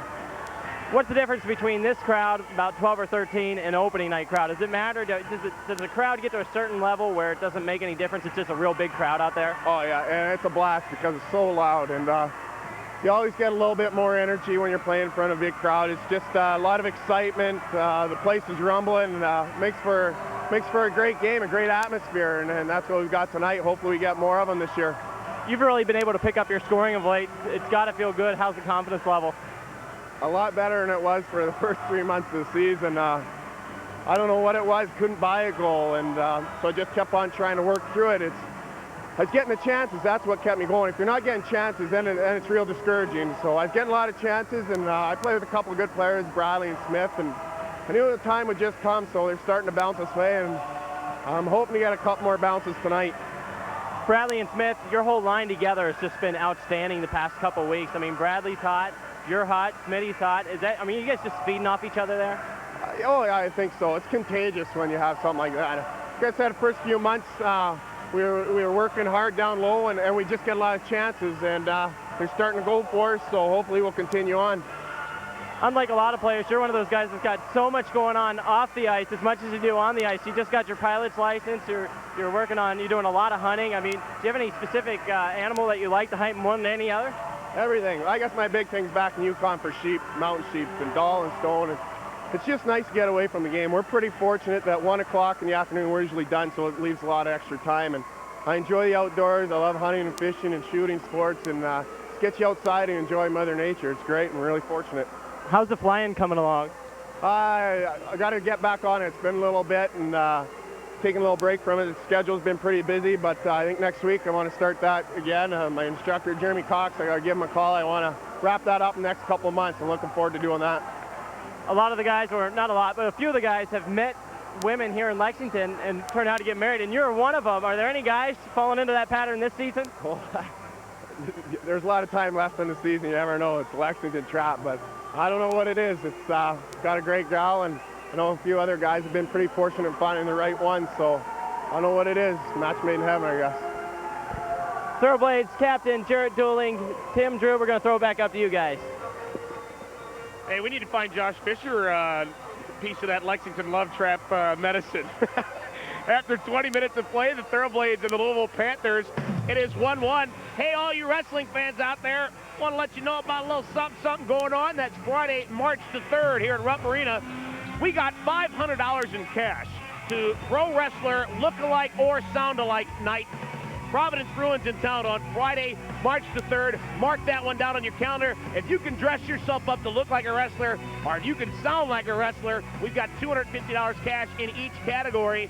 Tickets for that game on sale now at the Rupp Arena box office. For the highest possible ticket discount, all you need to do is commit to at least 5 games for the rest of the season. There are still 14 home games after this one.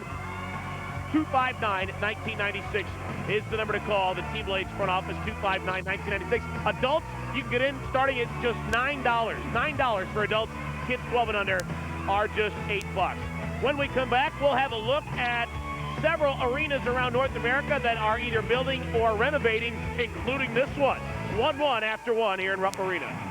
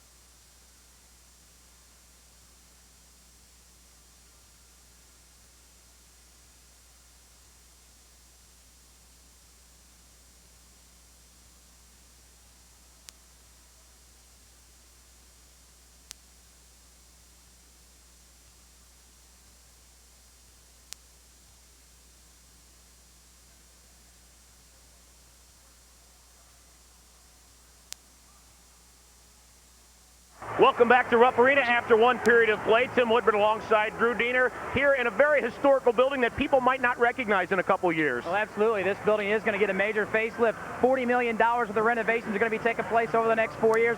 We see changes every night. You know, this past week they retired 3 more jerseys to hang up here in Rupp Arena, but a major change is going to take place over the next 4 years. Adding 17,000 square feet of convention center space they don't have right now. They needed 20, they've got 3. So plenty of changes in store for Rupp Arena, which is really the case, Tim, with a lot of arenas around the country. Might cost you about $1,000 to get your wife a facelift, but it's going to be a little bit more than that for a hockey arena as we take a long look.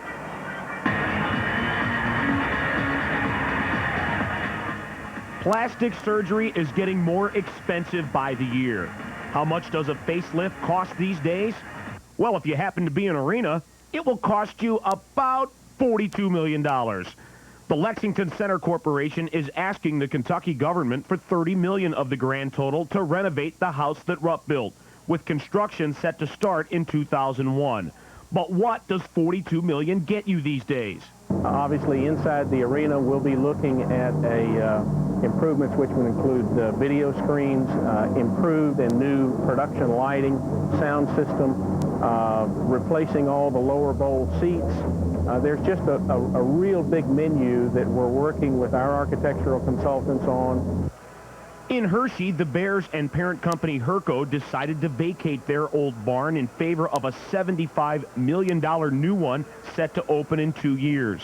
Just 3 hours away in Columbus, Ohio, where the NHL expansion Blue Jackets are getting ready to play this fall, they are already calling it the Camden Yards of pro hockey, nationwide arena at over 3 times the Hershey tab.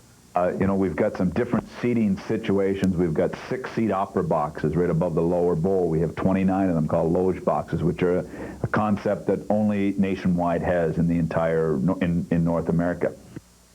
The horseshoe-shaped suites, which are typical of a lot of buildings. We've got media towers, which are 8 party suites in one end zone that really have unbelievable sight lines, which are unusual. Most buildings come together now with a signature piece that allow the public to say, gee whiz, you know, if I'm looking at that building, that tells me it's Nationwide Arena. So what will happen on event nights, it has a light tower a la Gotham City and Batman that'll light the sky, and you'll know when you're driving downtown that you've actually got an event on at Nationwide Arena. The bigger the wallet, the bigger the prize. Rochester's Blue Cross Arena hosted the AHL All-Star Game last week. Their newly renovated building cost less than half of Rupp's price tag, but it's also only half as big. However, the fans have flocked to see something new as the Americans' attendance is up over 1,200 fans a game. But everybody in hockey seems to concur. Spending and leaving no stone left unturned will make for fat crowds in years to come. The other big thing about Nationwide Arena that's unique is the 40 acres outside the building is being developed as the arena district with shops, boutiques, restaurants, 350 condo apartments. It has a chance to be the happeningest area in the Midwest. If you look at the last 5 to 10 years, arenas have actually shrunk a bit in size, but gone more towards fan amenities and fan comfort and food courts and videos and a lot of bells and whistles, if you will. Those are the kind of things that we want to address to put those fan services in that we don't presently have. Rupp is a great building and a great sports venue. We just want to make it better. And there you can look at Rupp Arena pre-renovation. This building's going to be just a little bit different, though, about 2 years away if the government comes through with the money they're asking for. Well, certainly with a building like Rupp Arena, with its history and with the basketball team and the way the hockey team has come along here, that you would have to figure that is going to be something that is going to take place without question. Back after this with highlights in the opening 20 minutes. It's 1-1 after 1 here in Lexington.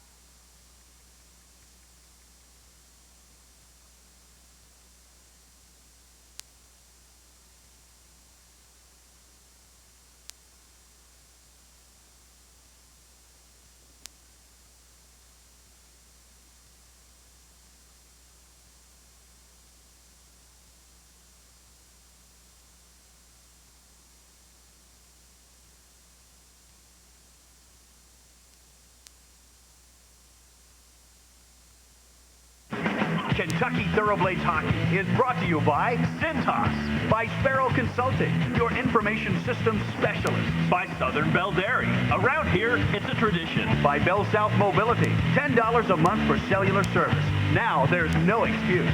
By AAA. By McDonald's. And by PowerTel.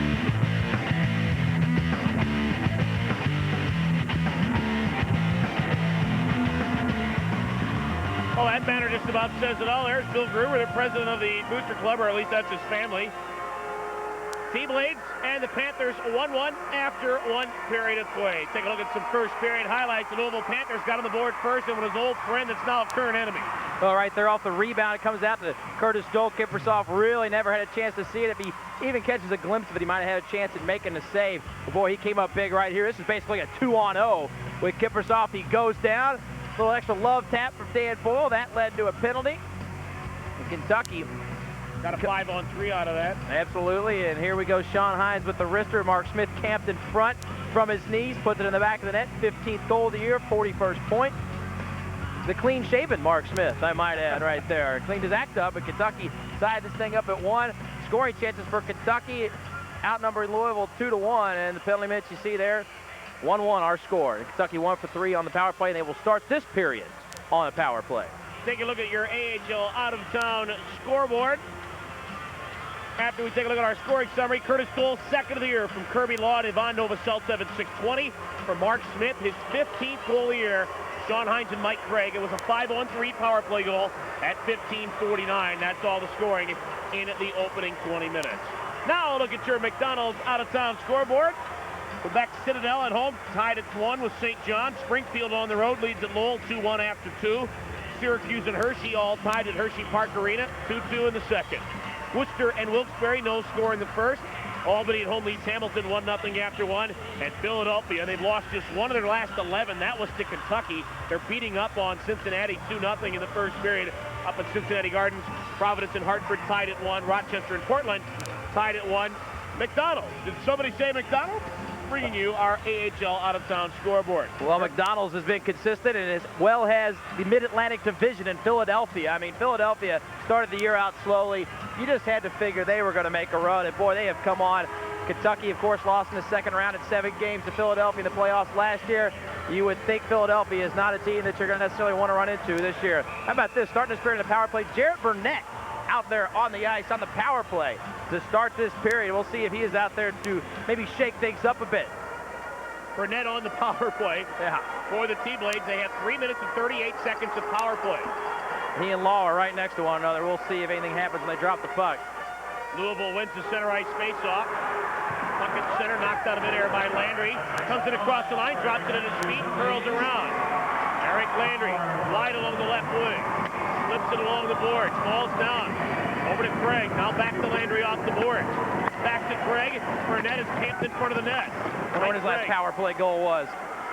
Hines at the left point, holds in, sends it along the perimeter to Craig. Tried to center one, that's off the skate, and Armstrong has it. Louisville pressures.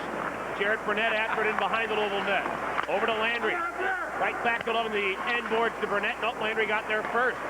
Hines at the point. Lets it rip, deflected, right on, save Gauthier. As Craig got a stick on it. And Craig played the body and not the puck, and as a result, Ferguson lifts it down. Well, that's definitely a new twist from Roy Summer. Jarrett Burnett in the power play. You figured maybe he was out there just to drop the glove to start the period, but no, he stays out there for a full shift. Here's Hines to Mark Smith. Out to Cola Giacomo. He lifted it across the line, and Mark Smith got there first. To Hines walking in, a shot. Gauthier stick save, rebound. Loved that by a Panther, and they'll lift it up the middle and out. You don't see Sean Hines get that much room real often, but he did right there, unable to convert, though. Cola Giacomo drives the corner, finds Dooling. Over to Smith, the wide right circle. Mark Smith sets up 2:18 to go on the power play. Dooling in the right corner. Armstrong at the point, has it come off his stick out to center. And then we talked about that a lot, Tim. That's really the difference right there between the NHL and the AHL. Guys can handle that pass and make that pass in the National Hockey League. A little tougher with the guys in this league. Jarrett Dooling coughs it up along the near wing, and Wells will send it down again. Minute 58 to go in the Thoroughblades double minor power play. Hines avoids the forecheck of Novoselicev and hits Dooling up the middle. He schemes it across the line. Jarrett Dooling makes a shot, puts it in the far corner. After it is Smith, wraps it around. No one home at the left point, and the puck comes out to the red line. Matt Bradley out there as a fourth forward. Not a Landry, and that's a two-line pass, and Bradley was in unfamiliar territory leading the breakout there. And not where Matt Bradley's used to be stationed on that power play, but kind of a broken play in the neutral zone, and guilty of a two-line pass is Kentucky. They passed it from behind their own blue line, and was received on the other end of it by Eric Landry. Got another trivia question for you, brought to you by the Lexington Dining Guide. Discounts galore to save you more. How will the first round of the AHL playoffs specified be split up this season? It's different than it's been in years past. We'll have the answer for you a bit later on in the period. I can't wait to hear that answer. I wasn't aware of that myself. That's a Drew Diener stumper.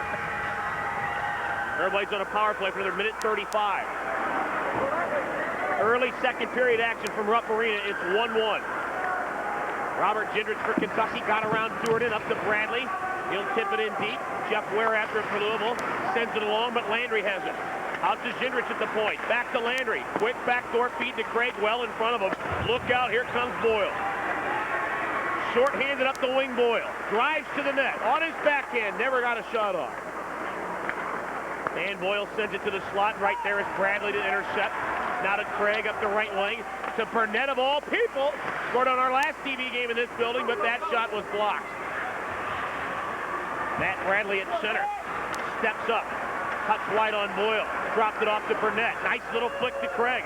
Hit across the line. Craig, a shot. Gauthier to save. Rebound. In behind the net, Landry. Eric Landry throws one in front. Bradley jams. Got hammered down. And he is slow in getting up as Burnett is back after it. Jared Burnett up to Gendrich on the left wing. Rips it in and didn't wait for Bradley to tag up at the line. And as a result, it is offside. Just 31 seconds remaining in this 3-minute, 38-second power play the T-Blades start the second period with. Well, Bradley, you see him right there. That's a guy we're used to seeing on the power play. We've seen Jason Lawmaster. We've seen Jarrett Burnett. Everybody really getting different times out there, shifts on the power play. And they're going to rule this an intentional offside. Yeah.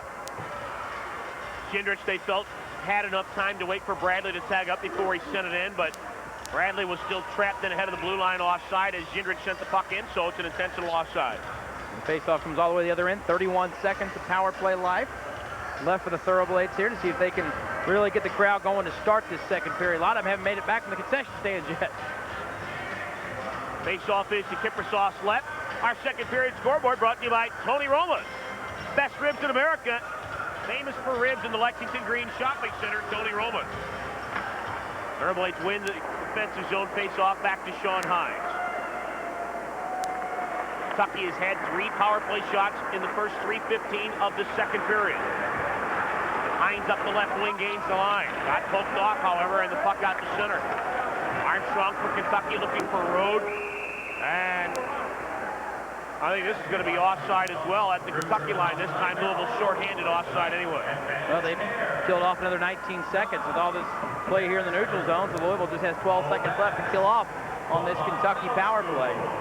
Peter Rode, 8 goals on the season. Spent a whole year in the East Coast League last year. First guy cut in training camp last year after spending the entire previous year with the Thoroughblades. Well, that was really kind of a sign when Roy Summer took over that he was going to do things his way. And just because you were on the team the previous year meant nothing for last year's roster, and he has earned his spot this year. He's played much of the year on that line with Burnett and Niddle, and that's been healthy, but he's got goals in his last 3 games, does Peter Rode, number 22. Thoroughblades controlling their own zone. Final seconds of a power play as Armstrong feeds Hines. Lets it rip. That's deflected onside. And now they do whistle it offside at the Louisville line. The linesman changed his mind over on the far wing. Well, this crowd has stuck around.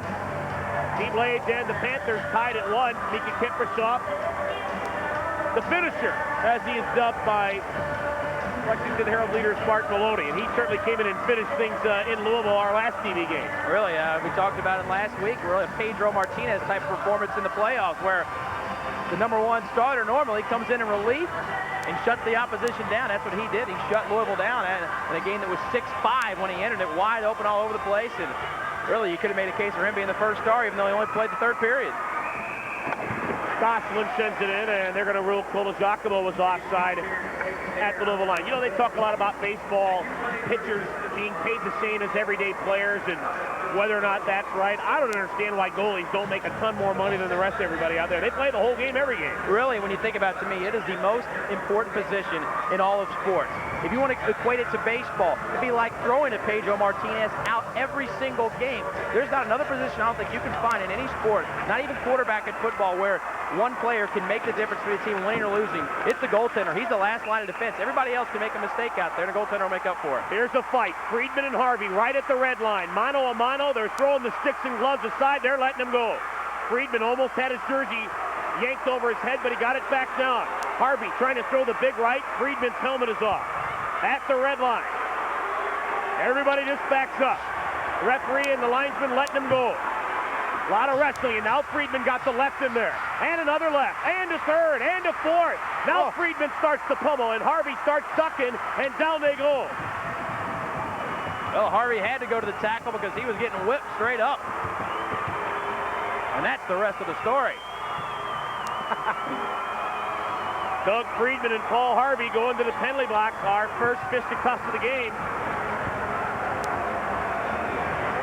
And the T-Blades of the Panthers likely will continue to skate at 5-on-5 after those two went to the major. Well,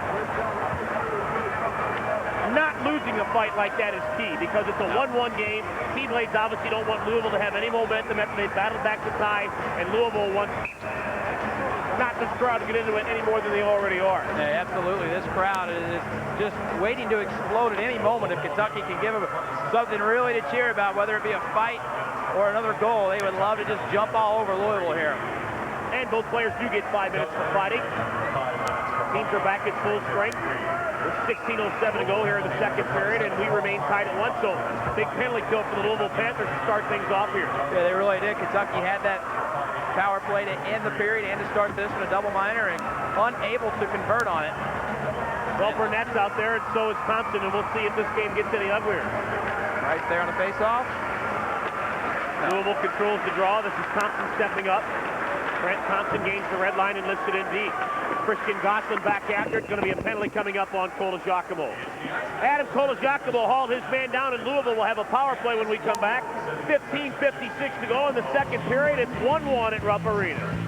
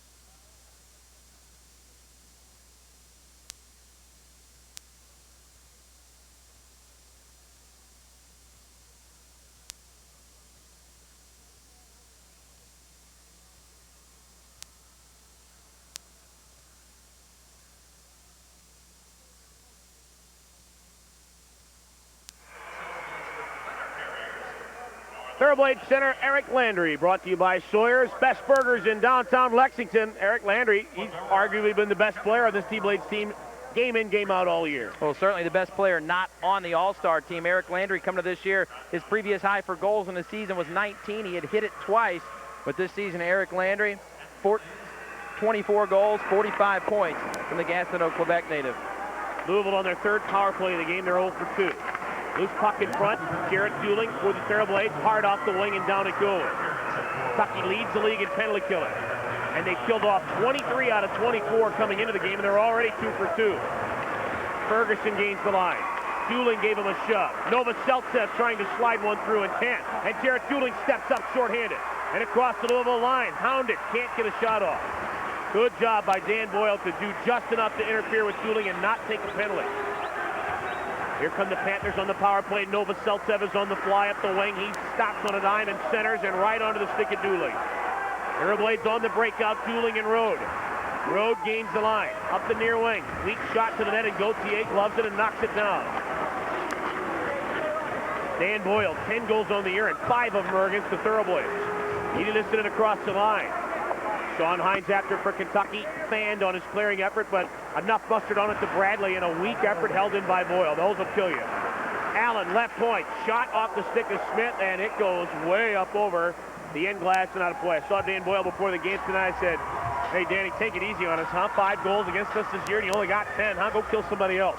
Well, Dan Boyle is a guy who still is surprised than anybody else that he's playing minor league hockey right now. He went up to Louisville at the end of last season, up to Florida at the end of last season, was really playing on the power play, getting a lot of time out there as you take a look at him. Played here last year, and really by all rights, really stunned that he is still playing minor league hockey. They did send a defenseman down, the guy that played here last year, Philip Kuba, to the IHL this week, but still Dan Boyle not called up. Face-off is to the right of Kiprusoff. Louisville with 50 seconds of power play life left. Early second period action, it's 1-1. Spent 22 games with Florida last year, did Boyle. And had 3 goals. Curtis Dole, good pinch left point for the Panthers, holds into Durden. Now to Reichert in behind the net. Got poked off by Hines, but Boyle controls along the half board. He sends it along the rim to Durden. Dave Durden, a good spin move. Panthers in behind the Kentucky net. Reichert sends it along the far wing, now to Dole. A lot of wide passing here by the Panthers. Panic passing to just barely get them on tape, and finally Bradley sends it down. Well, you're right. They really don't set anything up, just passing to keep it away from Kentucky and not great offensive chances. Still some time, though, on the power play for them. Curtis Dole whips one to the net. That's deflected wide. Panthers deep in the right corner. Dave Durden spins around Hines. Gave it up to Reichert. Right back to Durden. Durden in behind the Kentucky net. Centers one. And only the man there is Craig. Giacomo out of the box. Here's Craig through center. And across the line. Mike Craig drags the puck at the blue line. Knocks it in behind the net. Giacomo. Nice little tip to Landry. Eric Landry spins left wing. Throws one to the net, and Gauthier kicks that up. And there's going to be another penalty coming up on Kentucky. And now we have a fight breaking out along the near wing. And I'm not sure who it is. I think that's Curtis Dole for Louisville. And Giacomo's in there for Kentucky. And Landry is really leveling somebody. Eric Landry has Curtis Dole down, and he really put a haymaker on him. Yanks his jersey down. Goslin was involved in Landry. He's not a fighter, but he just fed Curtis Dole his breakfast, lunch, and dinner there. And he's pointing at him wanting some more. I mean, he whooped Curtis Dole. No two ways about it. That's an upset. There goes Curtis Dole to the penalty box, and Landry is already there. And I'm pretty sure the initial penalty was coming up on Kentucky. All these Louisville players keep losing their jerseys. They had 2 guys lose them last night, and Dole's already lost his tonight. Well, I remember earlier in the year, they had several instances when Jarrett Burnett would get in fights where Tedorenko was a guy, I remember losing his jersey several times. So they're maybe not tied down quite as tightly. Well, Landry got into, as I recall, his first fight of the year last night. Now he's 2 for 2. We'll take a look. Here is Landry along the boards. Dole's number 7. He hammered Landry into the glass. Yeah. And then Landry got upset. And then finished him off right here. Oh. There's breakfast. There's lunch. There's dinner. Yep, that was, as a matter of fact, Eric Landry's first fight of the year last night. Curtis Dole's got a lot less hair than he had last year, huh? Yeah, Curtis Dole looking a little different. He and Boyle both got clean cut when they went 80 miles to the west. Landry has the extra 2 minutes up on the board. And apparently he's having some ice applied to his hand in the penalty box. Dole gets 2 roughing. And Landry gets a double-minded for roughing. Hey, give Eric Landry his 5 minutes there, huh? He threw enough punches. He gets his 5 minutes, huh? Still doesn't have a fight this year, does Eric Landry? Well, he got one last night. He did get the 5 last night. Doesn't have 2 in a row. But I mean, it's not like Eric Landry's never been in a fight before. I mean, you're talking about a guy who in juniors had 249 penalty minutes just last season in St. John at 158. And that's going to bring us to our Cintas rules of the game. And guess what the topic is tonight? Timely. Instigating a fight. If you instigate a fight, according to the referees, you get a 2-minute minor, a 5-minute major, and a 10-minute misconduct. In addition, if you instigate 2 fights in the same game, you automatically get an ejection. However, the player who was instigated on only gets the 5 minutes. So if you instigate a fight, one player gets 17 minutes, the other guy just gets 5. And 1 power play out of the home end. Right. Cintas, the uniform people, present rules of the game. Well, the penalty box getting a little more crowded right now. Jarrett Burnett, familiar spot for him as he go over and serve a penalty. And with only 16 in two, the way they're skating tonight, 16 skaters in two, you can't have too many guys in there. Let's send it down to Josh Fisher. Josh, you going to fight anybody? No, I don't plan on fighting anybody, especially with the way my nose has been lately. Talked to Eric Landry before the game. He told me that being one of the smaller guys on the team, the Panthers tend to try to pick on him. They know he's got kind of a temper. We saw it on the first night. So they try to instigate and try to irritate him as much as possible, but he showed right there that he's not going to back down from anything. Louisville right back on their 4th power play of the game as a result of Landry getting 4. And Dole just getting the 2. Boyle at the left point, a risky pinch, but he holds in. Novoseltsev's open in front, but they can't beat him. Oh, and Gosselin really hit Ferguson down. And Ferguson went pinwheeling to the ice. Good job by Gosselin, though, to lay out and not allow that pass to be easy to get over his body for a shot in the slot. Here's a steal by Dooling up the left wing. Dropped it off to Gosselin. Waits for Dooling to tag up and scoops it right back in. Dan Boyle in behind the Louisville cage. 13 minutes to go in the second period. Louisville does not have a shot on net in the first 7 minutes of this period. Ferguson up the right wing and across the line. Dropped it off to Novoseltsev. Rolls one up the far wing and Lawmaster stepped up. Here's Bradley shorthanded and across the line. Skates the puck along. In behind the Louisville net. Never did center it. Lawmaster for Kentucky, looking for Smith in behind the cage. He battles with Law. Mark Smith, deep in the right corner. Comes away with the puck. Good protection there by Mark Smith. 1-on-3, and he rags 5 seconds off the clock. Just killing time off the penalty. That's what they're trying to do right here. Good job by Smith to do so. Reichert for Louisville will send it in. Kiprusoff way out of his net, gives it a ride. Held in by Boyle at the right point. Dan Boyle will set up power play shot. 35 seconds to go in the power play. Here's Reichert, a shot. Kiprusoff, the save! Oh, and he stopped it on the goal line. It hit Kirby Law's skate, and it was going right into the net, and Kiprusoff did the belly flop, a fish out of water, and he sucked it right off the line. It looked like it was rolling about a mile an hour toward disaster at the net. Nobody saw it, other defense, not even any of the Louisville players, and Mika Kiprusoff hustles back to come up with the save. There's the quickness and the athletic ability. You see it right there. It comes out in front. Nobody sees it. It's slow. Oh, right on the line. Unbelievable save. Unbelievable save by Mika Kiprusoff. It looked like it was just going to trickle in for a goal. Mika Kiprusoff has done this all year. This was a very fortunate carry. He makes the save. It hit Kirby Law, and he kind of gave it a kicking motion, and I bet that would have counted anyway. Yeah, it's not supposed to count, but there's no video replay in this league. Right, National Hockey League, that wouldn't have counted. They would have taken a look at that, but Kiprusoff wouldn't let it go that far. Louisville holds it at the right point in the waning seconds of this power play. Hines, a mean streak of a hit on his man Long, and the T-Blades break out led by Craig. Up to Armstrong, shorthanded, and across the line, Craig crashes the net, and Armstrong finally sends it to the post, and Gauthier tips it in behind. Louisville long outlet pass up the middle of the well. Now to Jordan. Dave Jordan in across the line. On his backhand, he shuffles it down low. Hines a poke, knocks it to the corner. Team's back at full strength. Louisville's Jordan in behind the Kentucky cage. Comes out on a wraparound and they score. Chris Wells snanked it in behind Kiprusoff just after the penalty expired. This team can't score in the power play, but they are deadly at even strength, and Louisville is back on top. And Hines was doing all he could to try to clear some room out in front of the net, but he had guys on either side of him. He couldn't match up with everybody. Wells got loose. Gets the goal. There's Jordan with the work behind the net. See Hines, or actually that's Craig there, 12 and not 21. And there's the goal. Beat Kiprusoff low. Beat him high and beat him low. Jordan did all the work. Couple of spin moves, and he found his man in front. Chris Wells is a big hitter. He's 6'5". And Kiprusoff, after making a terrific save, couldn't come up with this one.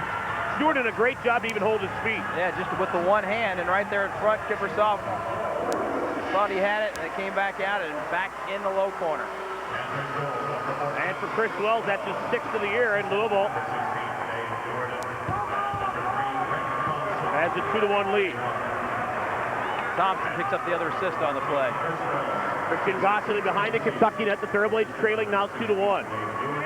Thoroughblades are the best home team in the AHL, but they have not won in 3 straight here at Rupp Arena. Matt Bradley, nice little move off the board. Up the right wing. Shot high over the crossbar. Rebound Karam's near wing, and Kirby Law lifts it out to center. Gosselin for Kentucky punches it along, and backpedaling is Ware for Louisville. Up now to Jay Neal, and he'll send it in. Gosselin is the first man back. High off the glass, and he got it out of there. Good bounce onto the stick of Dooling. Garrett Dooling got punched down, and the Panthers back the other way. Going to be another penalty coming up on Kentucky. Well, that's just silly. Jarrett Dooling upset. He didn't get the call, and then he gives the retaliatory slash, and Kentucky going right back to the box. 10:43 to go in the second period. It's Louisville 2 and Kentucky 1 from Rupp Arena.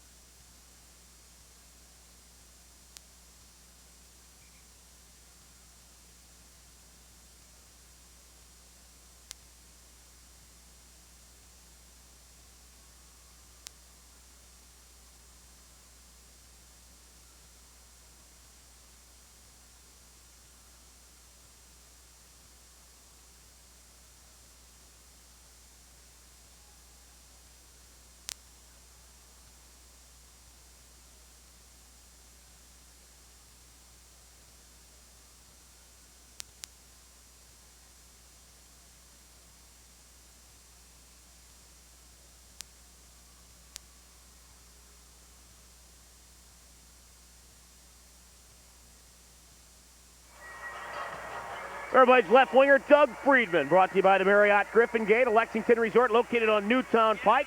Hey, stay with the winners at the Marriott Griffin Gate. Doug Friedman's been a winner in his career, a Calder Cup championship with the Hershey Bears 3 years ago. And probably most important for him, he is a member of the NHL 99 video game that we've actually seen on Pipeline. Had scored a goal with him.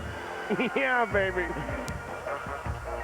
Is that a member of the Diener family, by the way? No, that is not. The Dallas Cowboy cheerleaders are not on the one extreme, and Austin Powers wannabe at the other end is not either. We're kind of the happy medium family. Unless they're related to you. Hey, I'm not from the state, man. You are.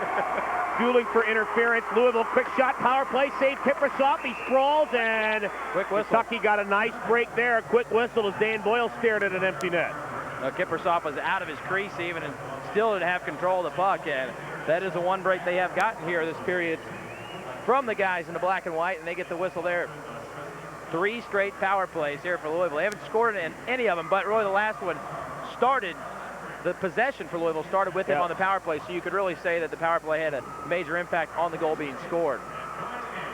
Kiprusoff sprawls to his right. Louisville hacks away, and the referee Haste behind the net couldn't see the puck. Thoroughblades got a break there. And then they do get a break here on the face-off and send it down the length of the ice, almost at the midway point of this game. Robert Muelich sends it along. Here come the Panthers on their 5th power play of the game and their 3rd in a row this period. Brant Thompson up to Ferguson on the right wing. Gains the line, drives down low, feeds Kirby Law. Deep in the right corner, he plays catch with Ferguson. Out to Boyle at the point. Swings it over to Thompson. Fakes the shot. Sends it along. Novoselicev collided with Muelich. Can't get it out. Novoselicev holds in. Throws one in front. Gosselin got a skate on that. Muelich swipes. Can't get it out. Panthers toss it around to Boyle. Not at Ferguson. A shot blocked. Novoselicev a drive. That hit Gosselin right in the wallet. Peter Rode will spin it along the near wing boards, and Boyle holds in. Boyle winds up. Fakes the shot. Now he lets it rip. Kiprusoff, a right pad save. Rebound! Oh, and Kiprusoff dove to his right. And how did that puck stay out of the net? Kiprusoff dove and got a piece of it. Unbelievable. That's his best save of the year right there, if I saw it right. I mean, there was the Aspian Sea of net to shoot at there. And Kiprusoff dove to his right and stopped Novoselicev in unbelievable all-world fashion. And then after the play, Friedman dumps Kirby Law. He's not happy about it. And the referee blows his whistle. Now we're going to have a call. Yes, we are now. Going to be a misconduct penalty coming up now on Louisville. I think it's going to be on Law. He got a little foul with the language there. And he's going to be sent off to the locker room. I think we have a replay here of Kiprusoff's magic. Boyle took the shot. Kiprusoff makes the save. Slating getting up. Here comes the puck, and oh goodness, it hit him right in the helmet. Yeah. It hit him right on the noggin. He did all he could do just to dive and cover any part of the net up, and he got to the right spot. Unbelievable from Mika Kiprusoff. So Kirby Law is to the locker room for the rest of this period. Still a minute to go in Louisville's power play. You don't get a power play chance for a misconduct penalty. The guy just sits 10 minutes. which is really kind of strange when you think about it. It's worth 10 minutes and not as much as a 2-minute penalty. Shot from the point by Allen deflected and went wide of the net. Matt Bradley reverses the puck, and Hines gloves it down. And he sails one up the middle and down the ice it goes. Almost went full in the air the length of the ice to Sean Hines. I love it when Hines takes a wrist shot from behind his own net and it barely stays in play on the high glass at the other end. He has got a weapon, that's for sure. That's a weapon that could get into the National Hockey League. It had him there for a part of last year and came close this year as well. Louisville on a power play, having problems gaining the red line as Armstrong sends it right back down. Save like that by Kiprusoff's really got to get the other guys going out there, knowing that they just dodged a bullet. Want to make up for it the other way. Here's Jordan through center for Louisville. Trying to walk Armstrong, spun it around, and Mark Smith sends it right back down. And just 10 seconds to go here in this power play, and they'll be back at even strength. I wonder if that's good news or bad news when playing this Louisville team. Here's Wells up the left wing. Not a goal and across the line. He got around Armstrong wide on his backhand. Allen in behind the net, swept off by Hines. Sends it along the boards, and Dooling can't quite catch up to it. He will catch up to beat the icing, though. In behind the net, Dooling. Squirts by a check from Neal. Garrett Dooling to Ballmaster, shot right on the save by Gauthier, and a rebound is chopped out of the zone by the Panthers. Robert Gendrich back after. The team's at full strength. Louisville a 2-1 lead here in the second period. Robert Gendrich so good at handling the puck back there in his own end. Back after his clearing effort is Ward. He sends it along the boards, and Craig knocks it down. Mike Craig. He feeds Corville. Not a Road behind the net. Given a rough ride by Ware, but he came out with the puck to Peter Road. Spins around to the net, and it went right through the threads of the crease. Harry Corville for Kentucky. Throws one in front. Jeff Ware is there for Louisville. On his backhand, he coughs it up. Corville allowed it to come through, and Paul Harvey will clear the zone for Louisville. Long possession that time for Kentucky. You figure Louisville would just dump this in and go chase after, and they do. Robert Gendrich in behind the Kentucky net. Yet to score his first goal in Rupp Arena. His one goal on the year was in Cincinnati. But his value really not in the numbers of Robert Gendrich. So steady on that blue line. That's his New Year's resolution, though, is to score a goal at home. Cola Giacomo's been snake bit tonight. He gains the line. Shot blocked by Thompson. Now Doug Friedman comes away with it. Along the road in the corner. Peter Road being tugged at. Left it deep in behind the Louisville net, and Cola Giacomo knocked his man Ferguson off. But the Panthers controlled, and Cola Giacomo takes another penalty. Penalty coming up on Cola Giacomo. Silva Seltzev walks in. A shot, a save, Kiprusoff, and a rebound is stopped as well. Adam Cola Giacomo going right back to the penalty box with another unnecessary penalty. And the fourth in a row against Kentucky. Well, it's going to be on Friedman, and I take it back. He looked right at Cola Giacomo and threw his arm up in the air, did referee Conrad Hayes. And Friedman takes an offensive zone penalty. This team just cannot stay out of the penalty box. They really can't. That's been a problem for Kentucky all year. But tonight they've killed off all the penalties. See if they can do it again. 7:01 to go in the second. It's 2-1 Louisville here at Rupp Arena.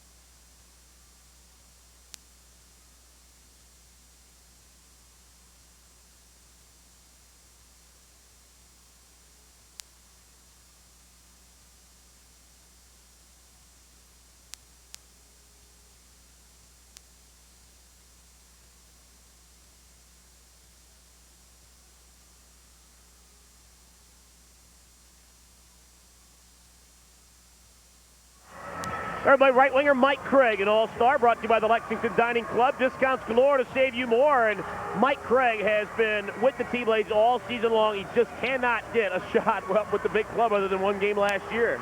Well, Mike Craig had one game in the National Hockey League last year, but prior to that, I mean, this is a lifelong National Hockey League player. 420 games of NHL experience. His first minor league action wasn't until the 97-98 season. Doug Friedman now in the penalty box. Josh Fisher down there right in the corner. What happened?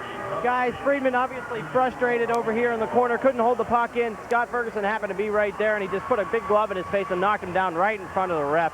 just another one of those bad penalties that the Blades have been taking all night long.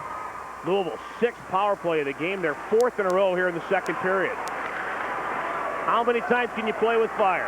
Thompson at the right circle, tossed it up, and here's Bradley shorthanded. Burnham that, in alone, Bradley shoots, and Gauthier with a stick save. Bradley, snake bit on the breakaways this year. He beat Boyle down the ice, and Gauthier stoned him. And you don't see Dan Boyle get beaten like that. That's how fast Matt Bradley is. What a great chance there. Gauthier comes up huge. Hines smacks it around. Mark Smith will lift it up, and down it goes. Bradley skates off after this shift. Got to be frustrated. He had that chance. Boyle was certainly breathing down his neck, and maybe Bradley felt it, but he got a clean shot off, and Gauthier hasn't seen a whole lot of quality rubber in this game, and he comes up huge. Ferguson for Louisville. Deep in the right corner. Out to Boyle at the point.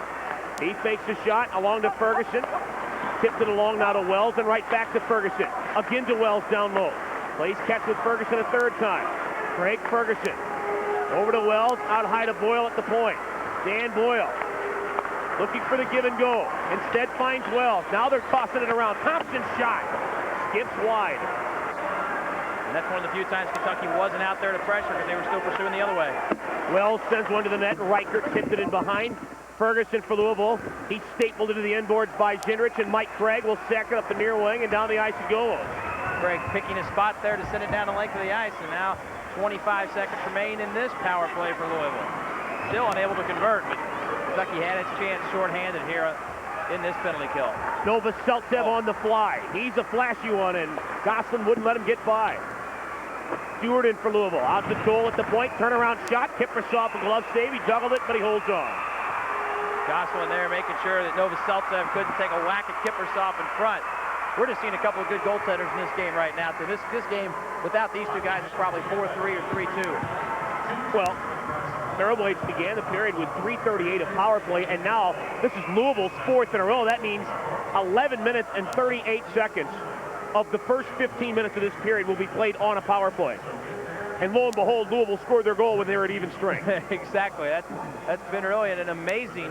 When you think about the talent out there for Louisville, they put 4 forwards out there on the power play. Dan Boyle and Novoseltsev at the points. It's just mind-boggling to think the type of numbers this team could put up if it had its specialty teams going.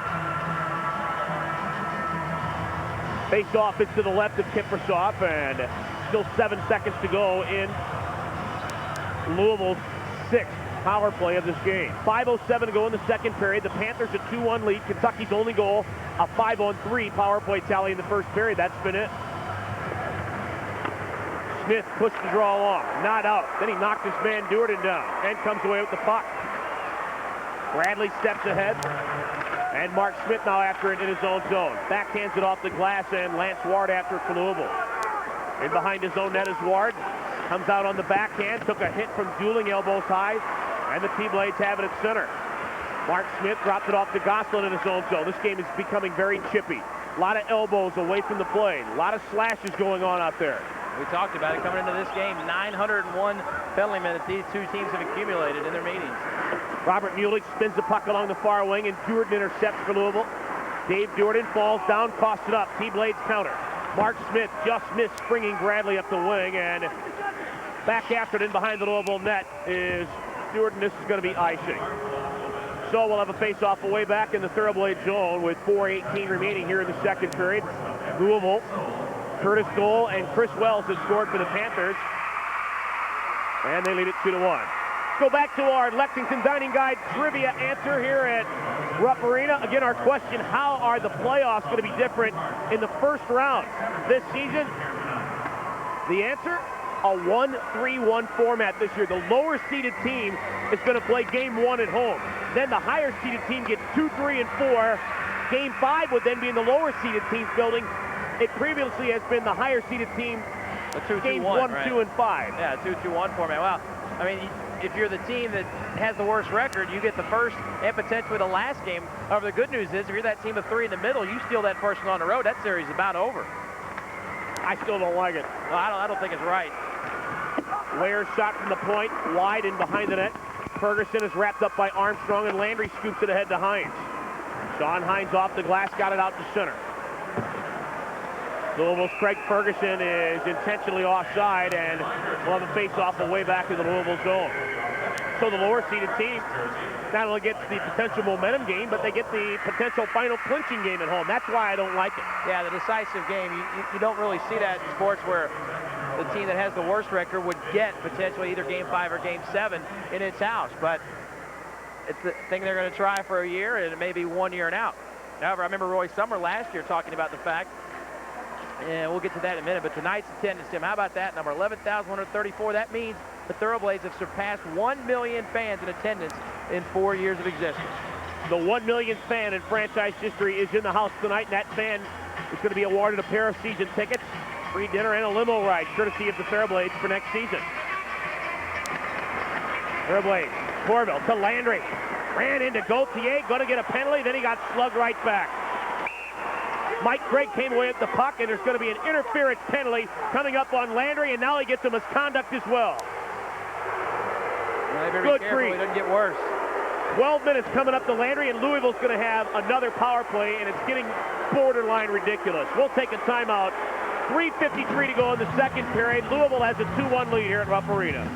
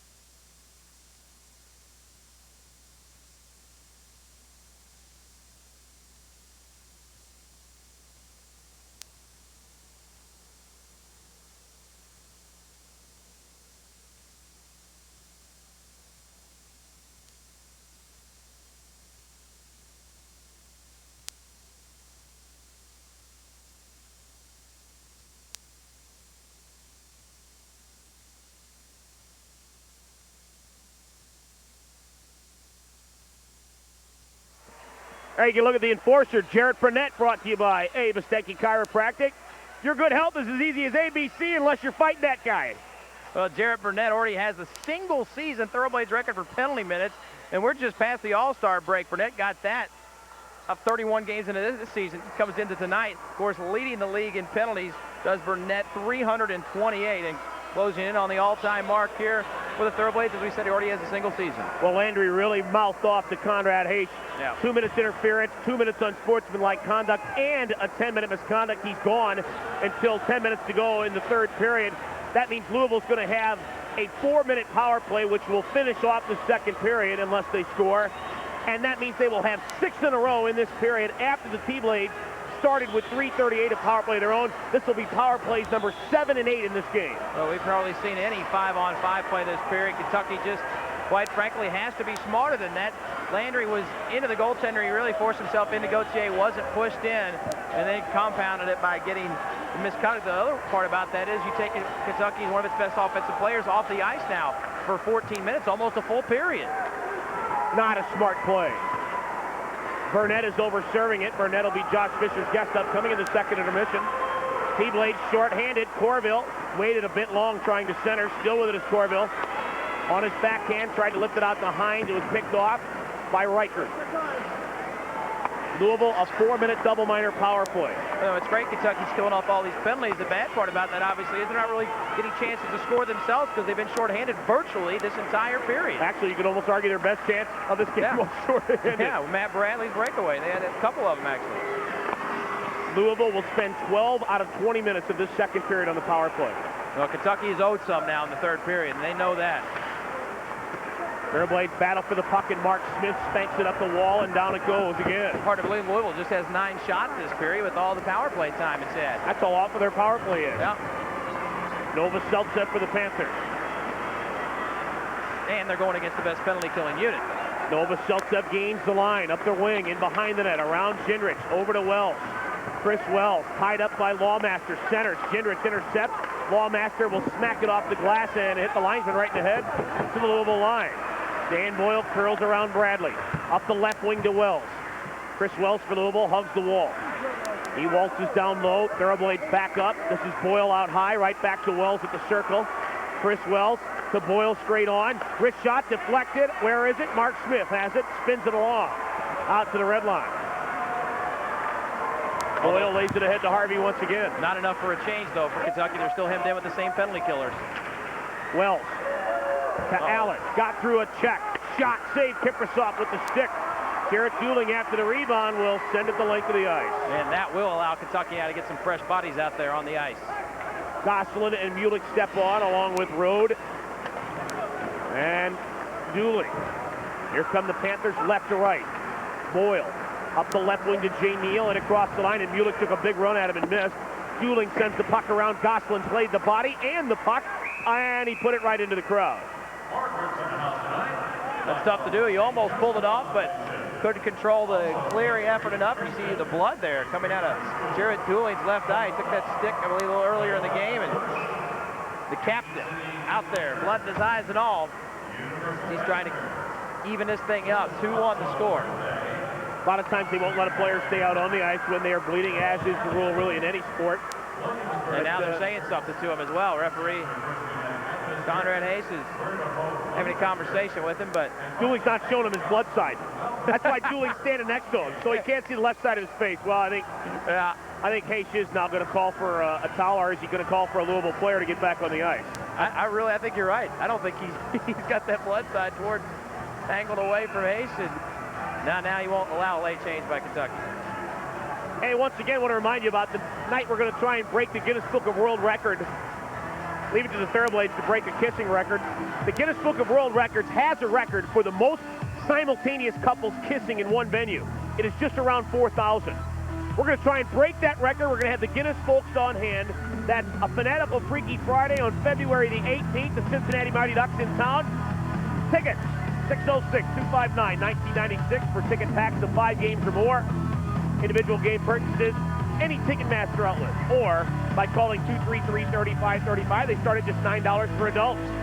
Roy Summers been having a heated conversation down there about wanting to get his last change out there on the ice. And referee Conrad Hayes came over and did some explaining to him. You got to believe Roy Summers not happy at all with the way this game's been called, and did not to be allowed the last change, which is the home team's right. It's hard to argue with any of the calls, though. I mean, they really have been undisciplined with both plays before and after the whistle this entire period. Either way, I got a feeling he's not going to be thrilled with 6 in a row on Louisville, even if they have all been right. I agree. Reichert down low for the Panthers. Feeds Ferguson. Closing in. Back door. This is Allen, a shot. That deflected off a leg in front and wide. Ferguson for Louisville. Stick handling in tight quarters. Finds Reichert in the right corner. Great battle in front of the net with Thompson and Gosselin right now. Ferguson a shot, and Kiprasov got a glove up on it, and Gosselin smacks it around. Dooling gives it a chop, and down it goes. Thompson and Gosselin were just all over each other in front of the net. Could have been penalties called either way on either one of those guys at any point. Final minute of the second period. Thoroughblades hanging on. They trailed 2-1. 6 consecutive Louisville power plays here in the second period. Armstrong in behind the Kentucky net. Pokes it around. Up along the far wing, Chris Wells for Louisville holds in. Out to Dole at the right point. Curtis Dole sends it along the perimeter, and behind it goes to Wells. Armstrong gives him a hip. Now Jordan slithers out for Louisville. Another penalty coming up on Kentucky. Goodness. Shot saved, Kiprasov. Rebound, Curtis Dole near corner. In behind the net to Thompson. Brent Thompson centers one. Kiprasov got a stick on it. Blow the whistle, Conrad Hayes. And finally he does. And a slashing penalty is coming up on Kentucky again, and this is unbelievable. 7 consecutive power plays now for Louisville, and they'll have, it's like 30 seconds here of 5-on-3. 7 in a row in this period. That's unheard of.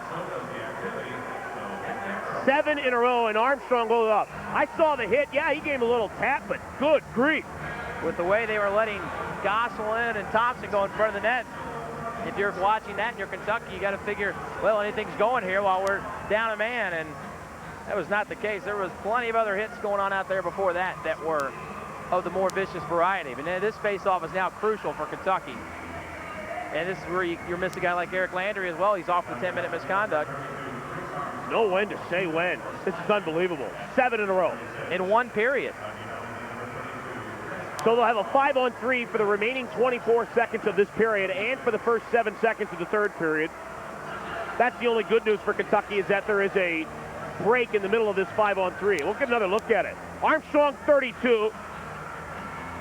And he gave him a little tap, but that's awful. No way that's a penalty, especially already a man down. That is just an awful call. And you wonder if Hayes was still upset with Roy Summer, complaining about not being allowed the last shift moments before that.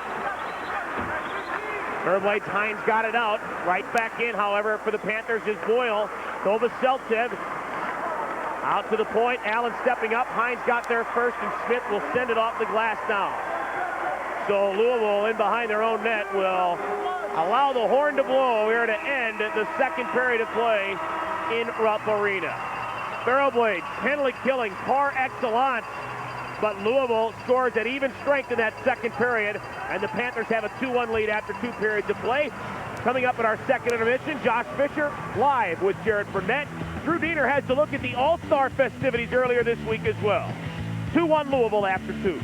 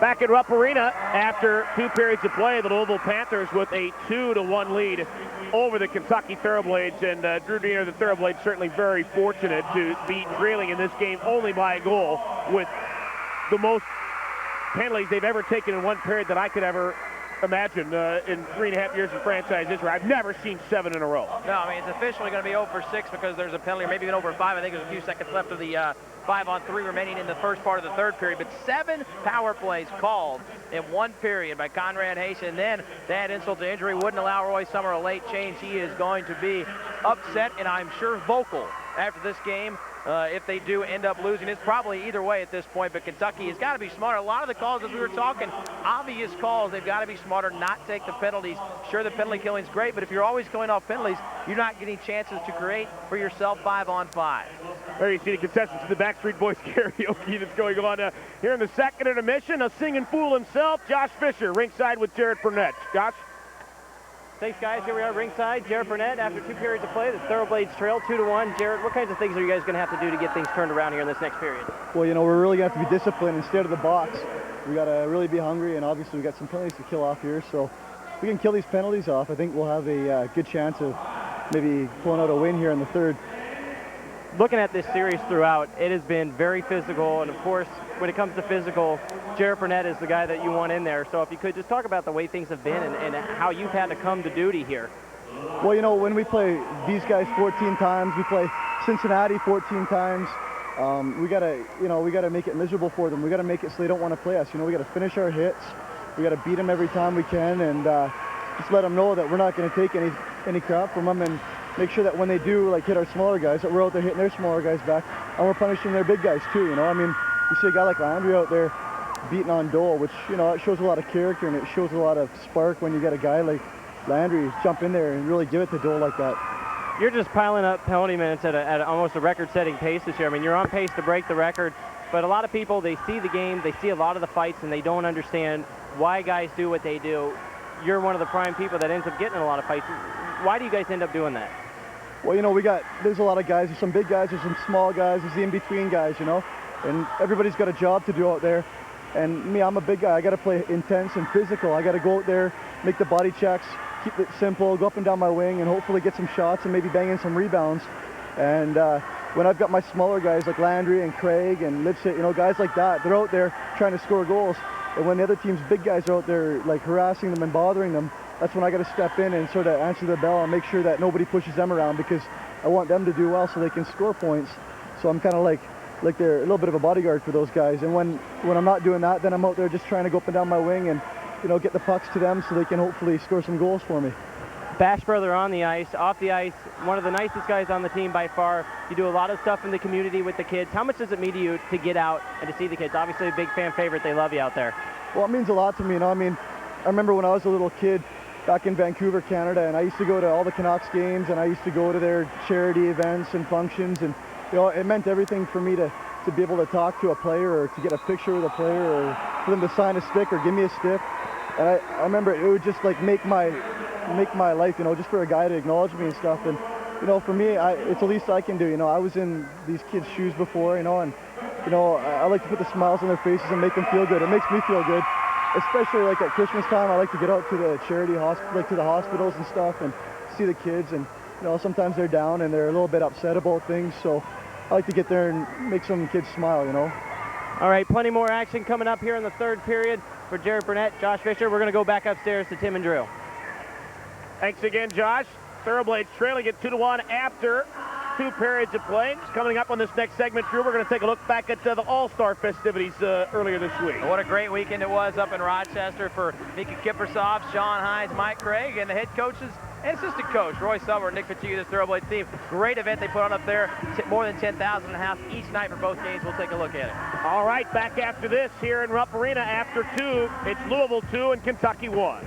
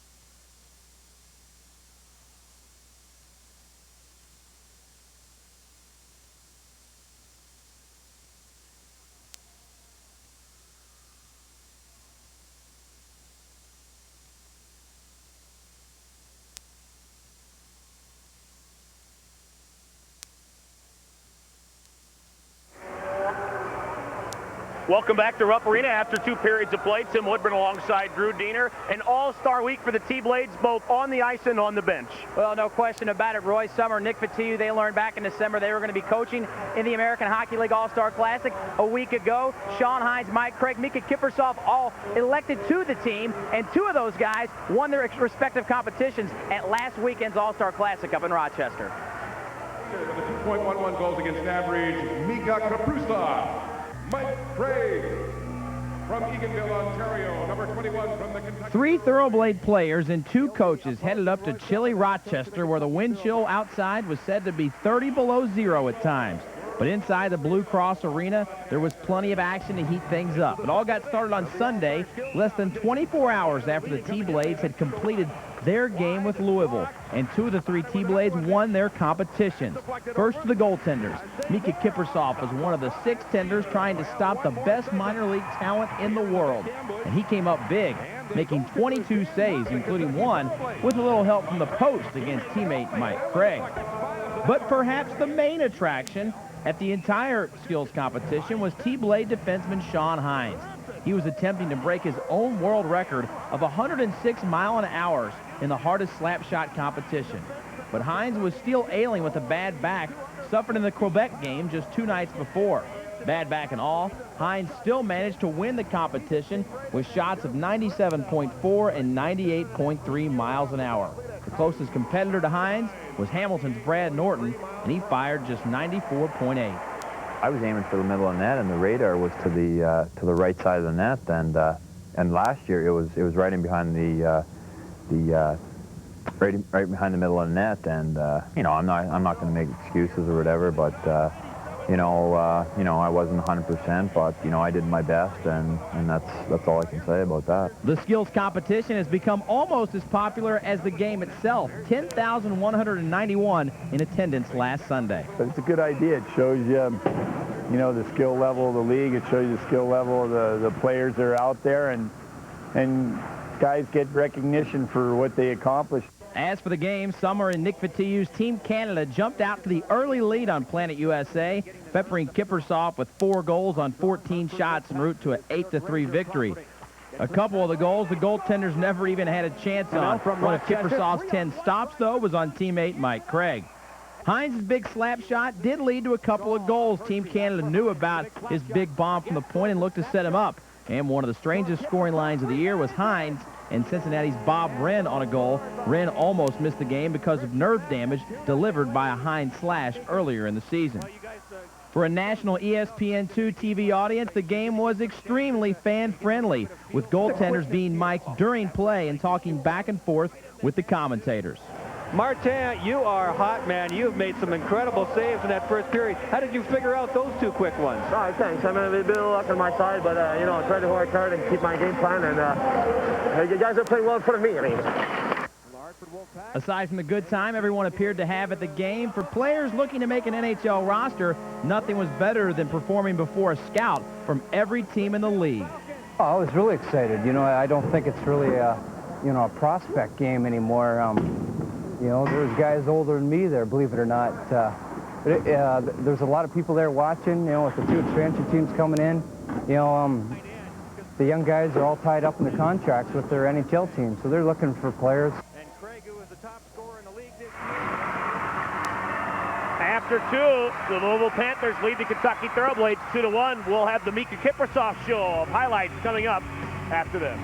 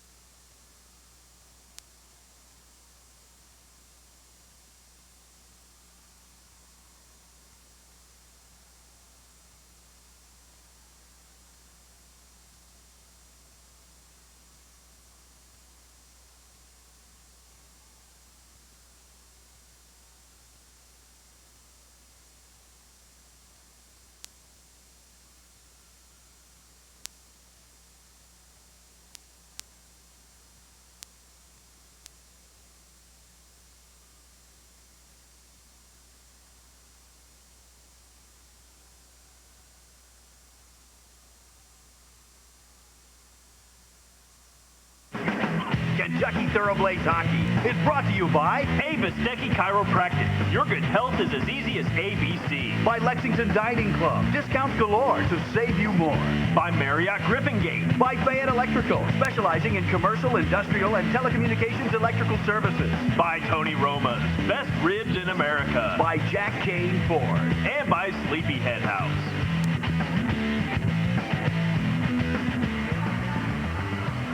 The Kentucky Thoroughblades, the Louisville Panthers here at Rupp Arena, and Louisville has a 2-1 lead after 2 periods of play, but Drew Diener, it really could have been a lot more, if not for an, spectacular goaltending by Mika Kiprasov, and look at that bottom number on the power plays. 0 for 7, that's just unbelievable. In 1 period of play that a team would get that many chances, but Kentucky did a good job penalty killing, and Mika Kiprasov was also one of their best penalty killers. Take a look at the scoring summary there. A lot of different names on there. I don't think anybody's even got a 2-point night as of yet. And 2-1 we stand right now. Chris Wells, the only goal that second period, a behind-the-net feed from Dave Durden. Jeff Ware got an assist as well. Well, Kiprasov was spectacular in the second period. We're going to show you. I got to slow these things down to even get a good look at him. Stealing one off the line after it went off of a skated Kirby Law for starters. Well, and then here, this is going to be the goal, as Kiprasov had no chance at that, beat him low. But this period could have been much worse. Take a look at this save right here. He gets his face mask on it to stop it. Anything to keep the puck from getting behind him. And then the best scoring chance for Kentucky came shorthanded. Matt Bradley, Gauthier up for the task, because Bradley kind of ran out of room toward the end. But that's why the chances have come shorthanded, because they haven't played hardly any 5-on-5 last period. Hey, and somebody say McDonald's. Our out-of-town scoreboard. Quebec at home leading St. John 4-1 in the third. Springfield and Knoll 3-3 in the second. Hershey has a 1-goal lead over Syracuse, 4-3 in the third. Worcester leading at Wilkes-Barre 1-0 after 2. Albany at home shutting out Hamilton 2-0 in the second. Philadelphia is winning again. They lead at Cincinnati 4-2 in the second period. Providence and Hartford tied at 2 after 2. Rochester and Portland tied at 1 after 2 as well. Our out-of-town scoreboard brought to you by McDonald's. Well, Jarrett Burnett said it in the interview with Josh Fisher during the intermission. They've got to stay out of the penalty box, does Kentucky. Here in this period, they'll have a few seconds, I think, a 5-on-3 to kill off, and then about a minute and a half or so of 5-on-4. And once they do that, they can really ill afford to take another penalty the rest of the way and almost have to draw a penalty from Louisville. Hope to get a power play, equalize this thing, get the crowd into it, and then really move on from there, does Kentucky. Thoroughblades, once again, want to remind you, the Dallas Cowboy cheerleaders are in the house. Here you get a look at them at their performance last year here in Rupp Arena. And we'll have a big crowd on that night as well. Last year, well over 10,000 in the house for that night. Dallas Cowboys cheerleaders in the house on Friday, February the 25th here at Rupp Arena with the Cincinnati Mighty Ducks in town. Tickets for that game or any other game start at just $9 for adults, $259-1996. The number to call for 5-game ticket packs or more. Individual game purchases, 233-3535, or any Ticketmaster outlet. You can also purchase tickets online at thoroughblades.com. Well, going to need a big period from that guy right there to have a chance. Yeah, Mika Kiprasov has kept them in, and if he can play like he has the first 2, they will have a chance. And then the other 2 guys, there's the trio of all-stars congregated around the Kentucky net right there. They're going to need to come up big for the Blades to get back into this one. The Thoroughblades have entered the final period of play, trailing 12 times. They have come away with 2 victories and a tie. They'll need to come back tonight against this Louisville Panther bunch to add to that total. That man right there, Christmas tree, whatever you want to call him, he's stopping everything coming in behind the net except for one. And it's a 2-1 game because of his play as well. Well, Louisville technically on power plays 8 and 9 right now. Yep, 7 seconds left on the 5-on-3. They can win the faceoff. That'll be over. And a minute and a half after that. Linesman all set to drop it. We're underway here in the third period. Kentucky trailing 2-1. Everybody's come away with the puck. Sean Hines backpedaling. Hard off the glass. Got it out. Burnett out of the box. It's now a 5-on-4. Mike Craig for Kentucky. Jams the puck to the Louisville line and tries to kill some more precious seconds off as he elbows with Ferguson. Now Boyle for Louisville. Up ahead to Reichert. Quickly to Ferguson and across the line, and he'll send it in. Mika Kiprasov allows Hines to play it behind the net. A bit tentative, and Hines finally gave it a little bit of a shuffle, but not out. Boyle holds in. Along the far wing, Jindrich yanks his man. Wells down. Jindrich continues to carve away. Can't get it out. Puck is in the skate of a Louisville player. Wells down there. He holds Jindrich up. Here's Ferguson behind the Kentucky net. Craig Ferguson left it for Riker, deep in the left corner. Tries to walk out in the slot. That's poked off by Corville, and he'll race away up the right wing. Dan Boyle gets there first, and Corville pressures him. And Boyle is in behind the net. Our third period scoreboard brought to you by Green's I-75 Ford. Green's I-75 Ford is Ford country. Believe it. Corville in front of the Louisville penalty box. Our bench back to his own line, hard off the dasher and down. 25 seconds to go in Louisville's 9th power play of the game. They are 0 for 8. Unbelievable. They have not been able to score in the power play, but that's really been their problem all year long, is getting the special teams goal, but they do have 2 even strength, and that's the difference right now. Kentucky get it clear here. This will be close to over. Robert Mulick got a good play from Kippersoff on his stick and sends it down again. And lo and behold, are we going to have some 5-on-5 hockey? Chris Armstrong comes out of the box, and indeed we are. Here come the Panthers at even strength, led by Long up the middle, across the line, a shot. Kippersoff the save. Long his own rebound, chops it to the net, and Bradley steered it just wide of the near post. Almost an own goal there. Here's Bradley on the right wing fly. And across the line, Bradley sends one to the net. That's poked off, and Ferguson back to the way. Leg whipped down by Lawmaster. And Mark Smith for Kentucky. Feeds Friedman. Now to Bradley. Got Dooling with him. Oh, and he just missed springing him with a behind-the-back feed. If that's 2 inches farther in front, that's a break-in for Jared Dooling. Ballmaster for the Thoroughblades. Dakota Giacomo just off the bench. Lays one ahead to Smith at center. Mark Smith gains the Louisville line. Walks up. Shot. And we're going to have an interference penalty on who? Dooling, I think, at the blue line. Or Dooling basically set a pick right at the blue line. And he can't believe it. Probably a good call, though. 8 in a row. I mean, this is really, this is Bobby Knight would be proud of this one. Watch ends up being a pick right here for Dooling. Interference is the call on Jared Dooling at the 2:20 mark, and that is 8 in a row. 8 in a row. Well, they said they had to stay out of the box, and it just takes 2 minutes and 20 seconds into this period, and Kentucky goes back into it.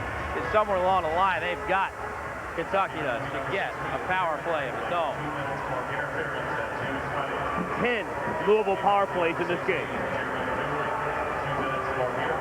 Interference to call on Dooling at 2:20, and Louisville right back on the power play.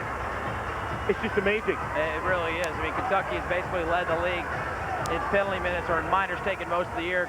Philadelphia is inched up right now. They are currently in first, but yeah, penalty killing's great if you can do it, but when you're down and you're taking penalties, that's about the worst thing you can do, because you're not getting chances to tie the game up. And normally it's the home crowd that sort of baits referees into a call or two, especially a crowd like this one. Yeah, well, you know, Louisville has spoiled a big crowd party for Kentucky this year already. With opening night, Kentucky had better than 17,000 in the house, and Louisville came away with a 6-4 victory. They'd like nothing better to do it again. Mark Smith shorthanded to Armstrong, couldn't spring Bradley up the right wing, and Gauthier is in behind the net. Along to Brent Thompson, and Bradley roughed him up along the far wing, and the puck squirts out to the red line.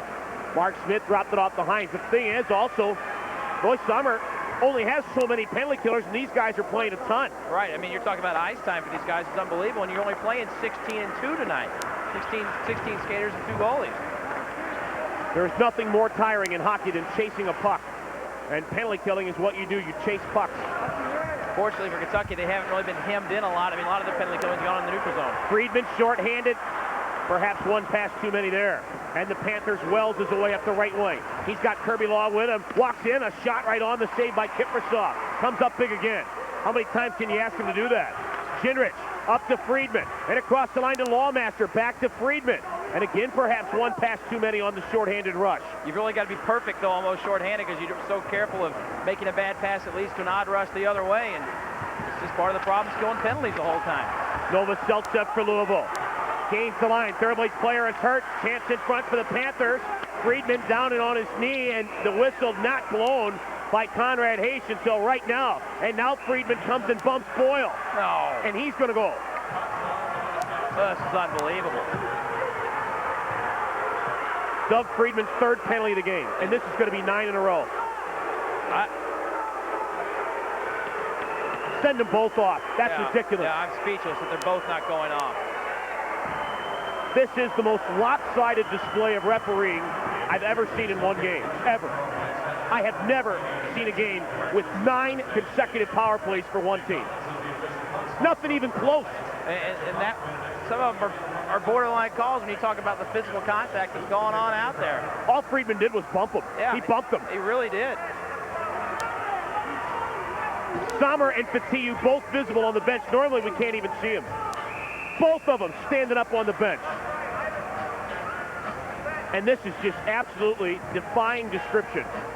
9 penalties in a row. In a 2-1 hockey game in the third period for giving him a little shoulder bump.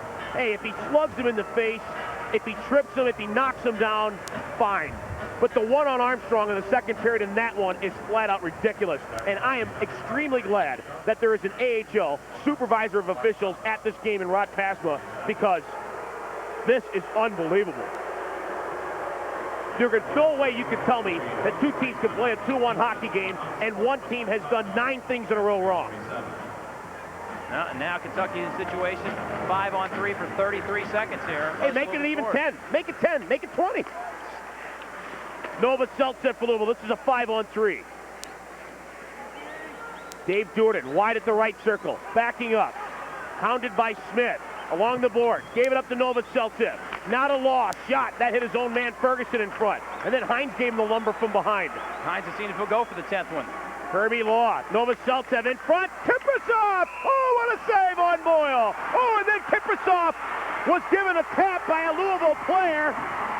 And Conrad Haas did not put his arm in the air.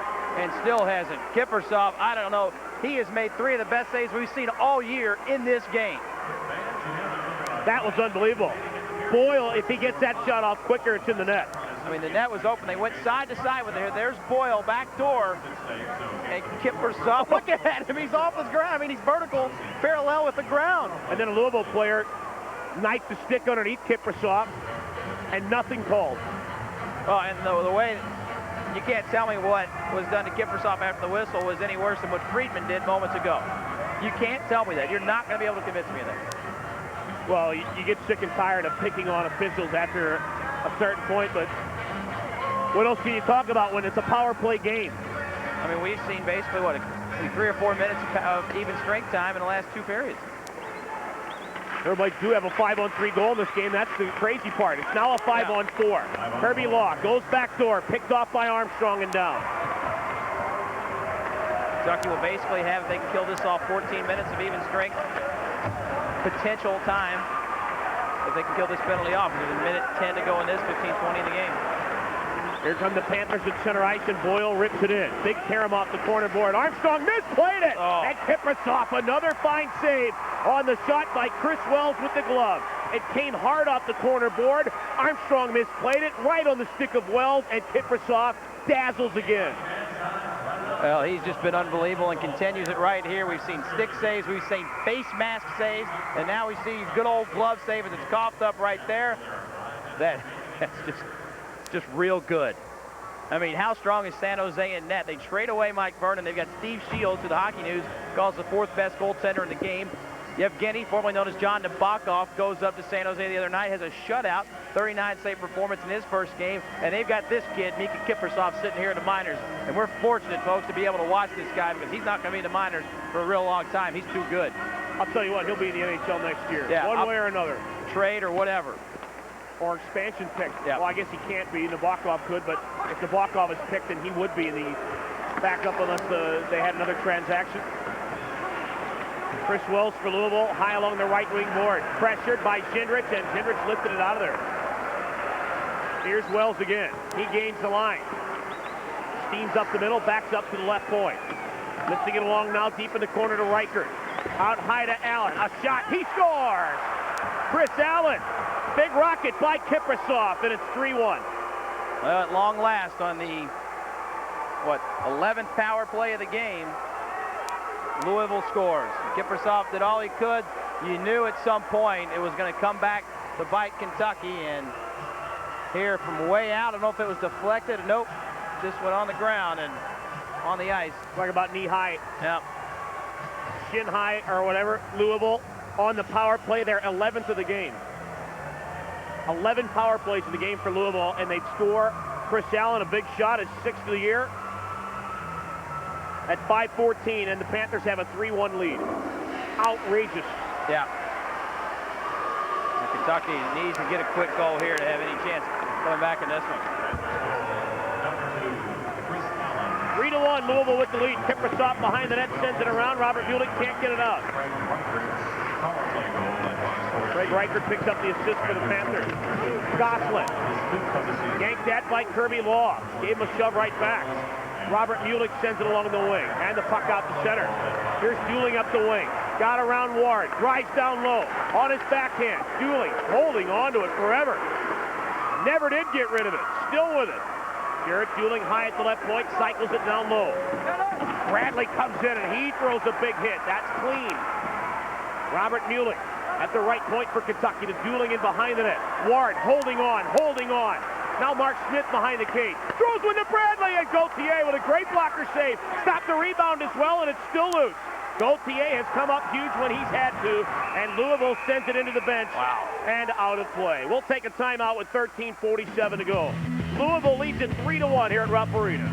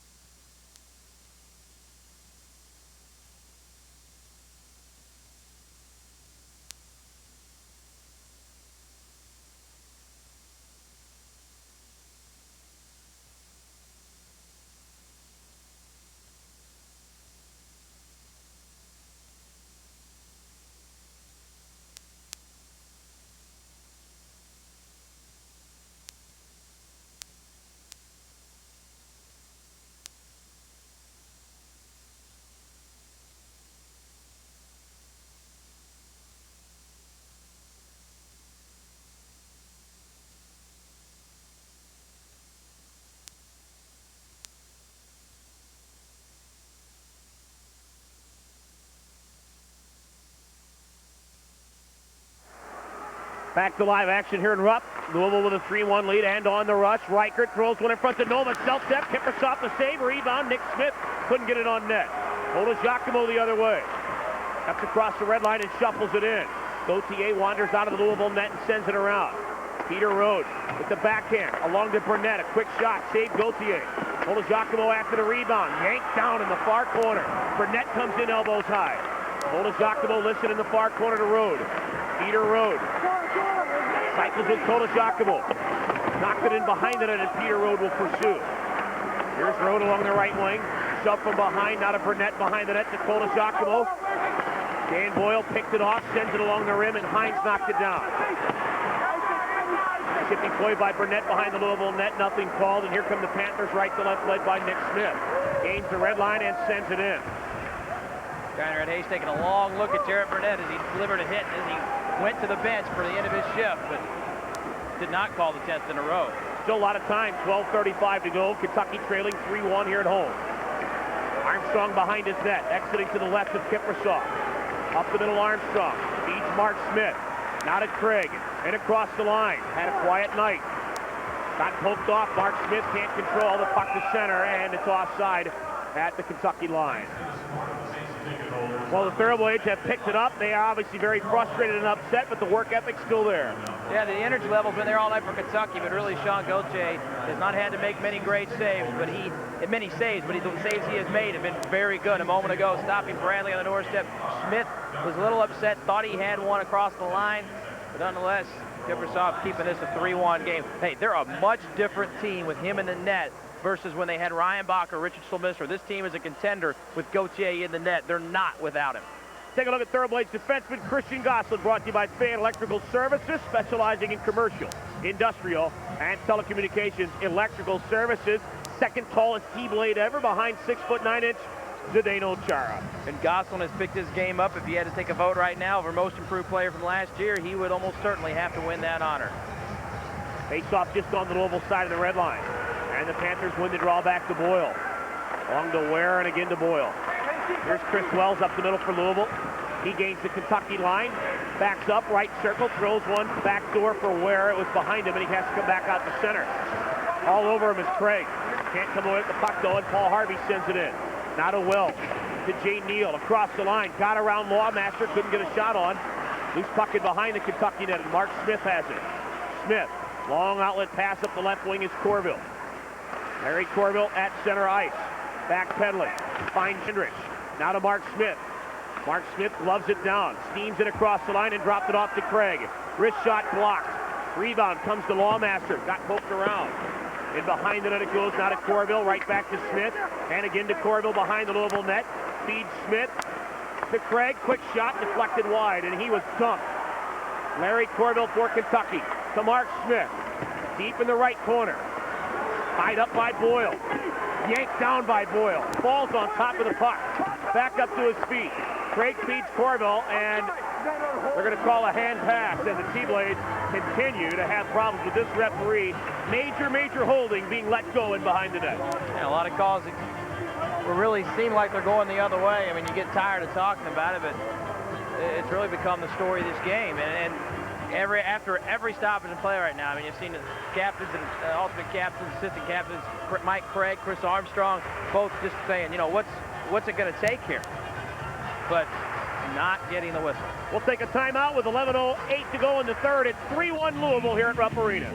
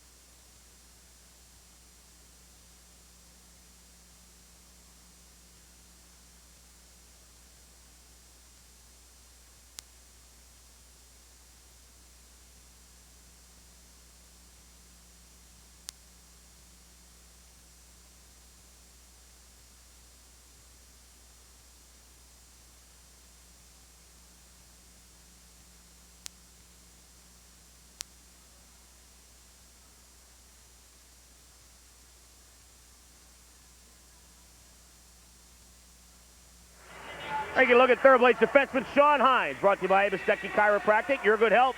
It's as easy as ABC. Thoroughblades backliner 2 years ago in the East Coast Hockey League. His NHL debut last year. Well, and watching him, I watched the rebroadcast of that skills competition again today. And, you know, the crowd was oohing and ahhing when the first few guys had 94, 93 miles an hour. He gets up there, fires 98, disappointed at it. Face off just outside the Louisville zone. Thoroughblades win the draw, and Mulick rips it, and around it goes. Gauthier got a piece of it. Curtis Dole can't get it out. Gosselin shot right on. Gauthier is stick saved. Jared Dooling after the rebound. Shoved along. Gauthier has lost his goal stick. Can the T-Blades get a shot on net? No. And Bradley dumped in the Louisville zone. That gives Gauthier time to go over and get it. Robert Mulick in behind the Kentucky net with 10:40 to go. It's 3-1, Louisville with the lead. Mulick up the left wing to Dooling and across the line, got poked off. Eric Dooling has held the puck a bit too long all night. Yeah, it's been a recurring theme for him tonight. Christian Gosselin springs Bradley at the red line.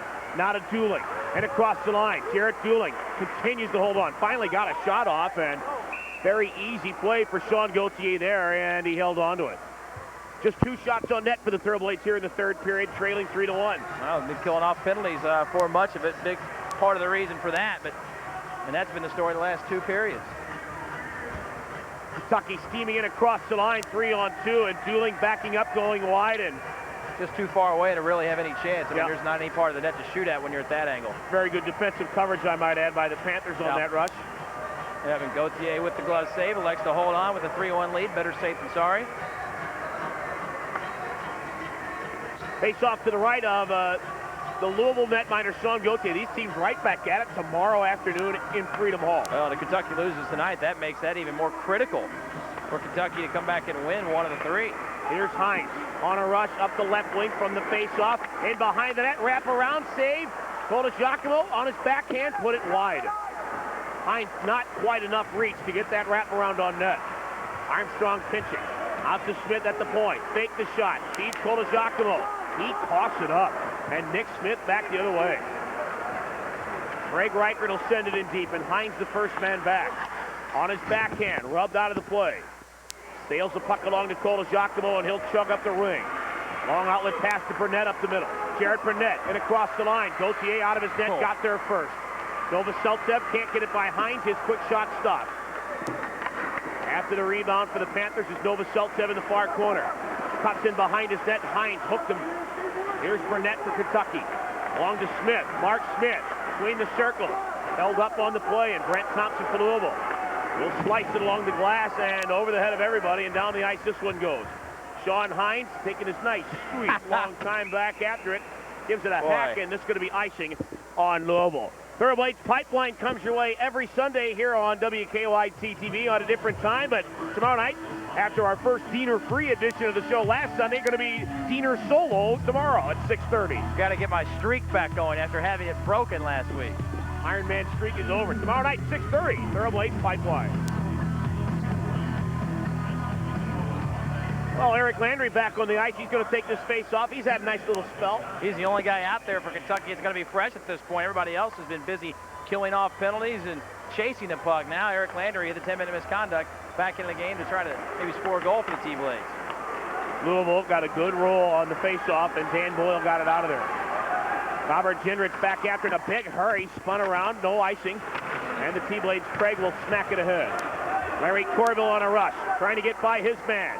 And, oh, my goodness. Wow. Stop the presses, lock up the women and children, and hide the dog. There's going to be a penalty on Louisville.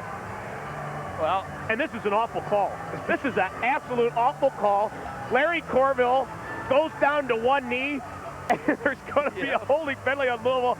This is one of his worst calls of the night, and we're getting a break on it.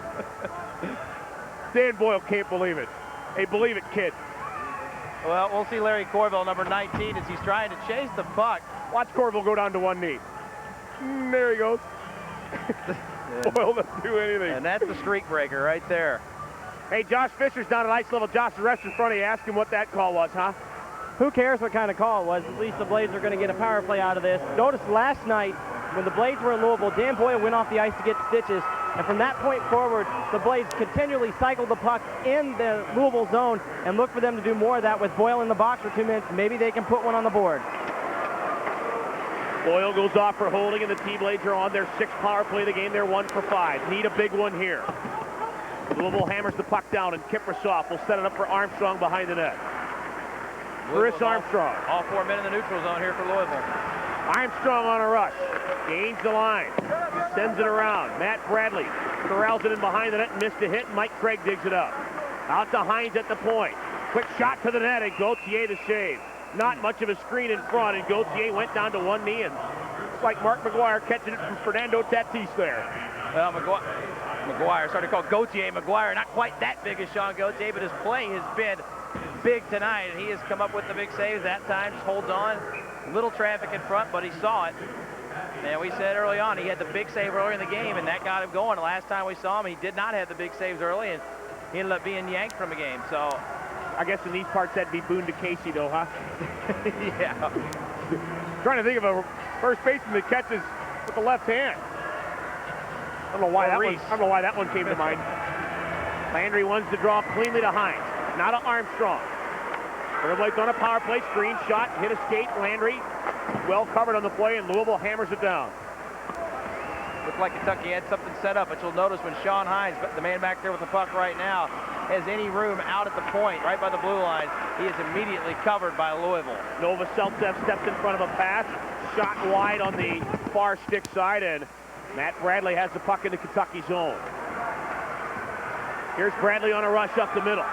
Matt Bradley through traffic, cuts wide, shot, save, Gauthier, rebound, it's loose, and Gauthier pounces. Quick hands. He's been lucky, and he's been good, and there he was both.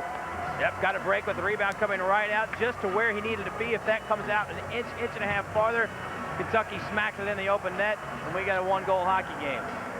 Well, Bradley had one mission only, and that was shoot as he flew up the wing. Yep, keeping it away from those sticks that were trying to get on him. You see Gauthier sees the puck. That's the key. He sees where it is and is able to pounce and make the save. Sean Gauthier stopped all 4 shots to come his way in the third period. He's been a big thorn in Kentucky's side since being signed Guy spent the first half of the year in the East Coast Hockey League. Hard to believe. I mean, this was a guy that was recalled for a couple of weeks last year in the NHL. And Gauthier, since joining this squad, 8-2-2 is Sean Gauthier. I mean, he is the reason Louisville is a contender now. Face off to the right of Gauthier with still 52 seconds to go in the power play. Blades win the draw. Colagiacomo, shot, stick save by Gauthier. Jindrich battles for the rebound. Jamming it along into the corner. He finds Mark Schmidt. Garrett Gulick comes in for support, as does Colagiacomo. Adam Colagiacomo in the deep left corner. Has problems. Finds Jindrich. Wrist shot. They score!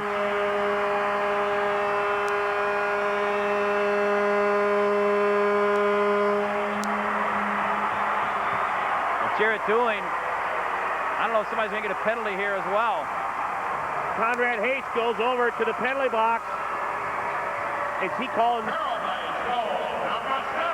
Well, I'll tell you what happened. After the goal, Mark Smith went over and kind of pointed at Conrad Hayes. Kind of pointed at him right after the goal. Well, Robert Jindrich got his New Year's resolution, didn't he? Got the deflection. Robert Jindrich picks up the goal, his first of the year. We'll take a look. I thought Smith might have gotten the deflection in front, but there's Jindrich from the point. And how about it? Off the schneid is Robert Jindrich with the goal. Smith put his stick in the air. Now watch Smith right here. If we let this run, Smith is yelling at Conrad Hayes right there. That's who he's barking at. And I thought for a minute he might have gotten a misconduct, but not the call. Thoroughblades have life. They trail 3-2. And Mark Smith and Adam Colagiacomo pick up assists on that power play goal by Jindrich. Come the T-Blades, Corville. Drops it off to Craig. Now to Jindrich at the red line, and he'll lift it up over the glass and out of play. We'll take a timeout with 7:03 to go. Louisville 3 and Kentucky 2 here at Rupp Arena.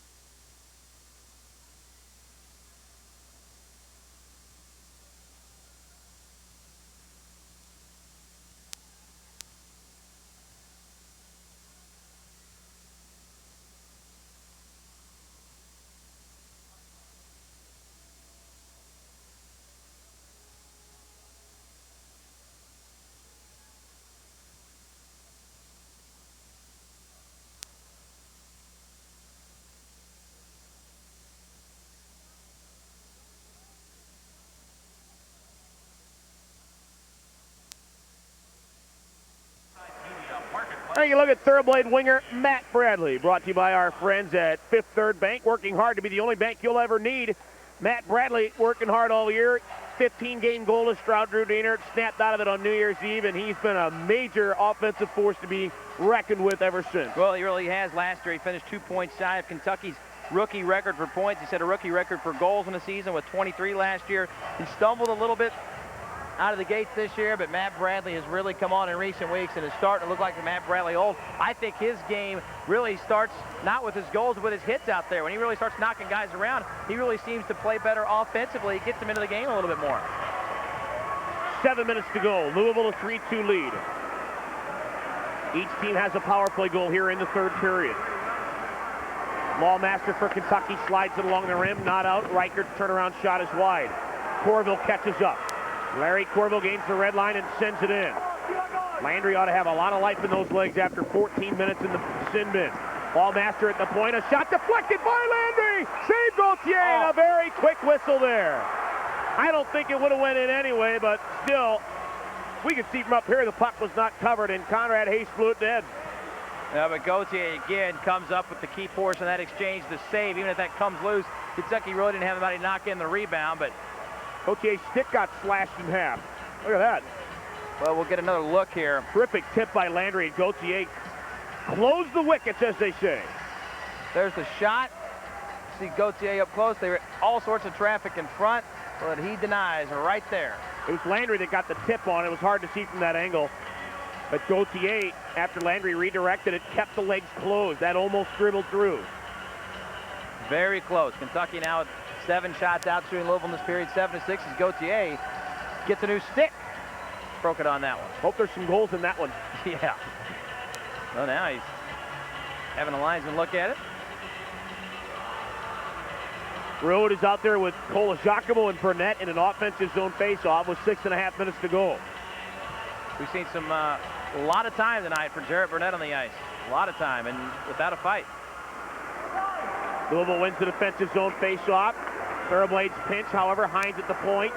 Poked off by Wells. Hines really flattened him, but the Panthers got through him. Here's Jay Neal up the left wing. Closing in, a shot, they score. Paul Harvey.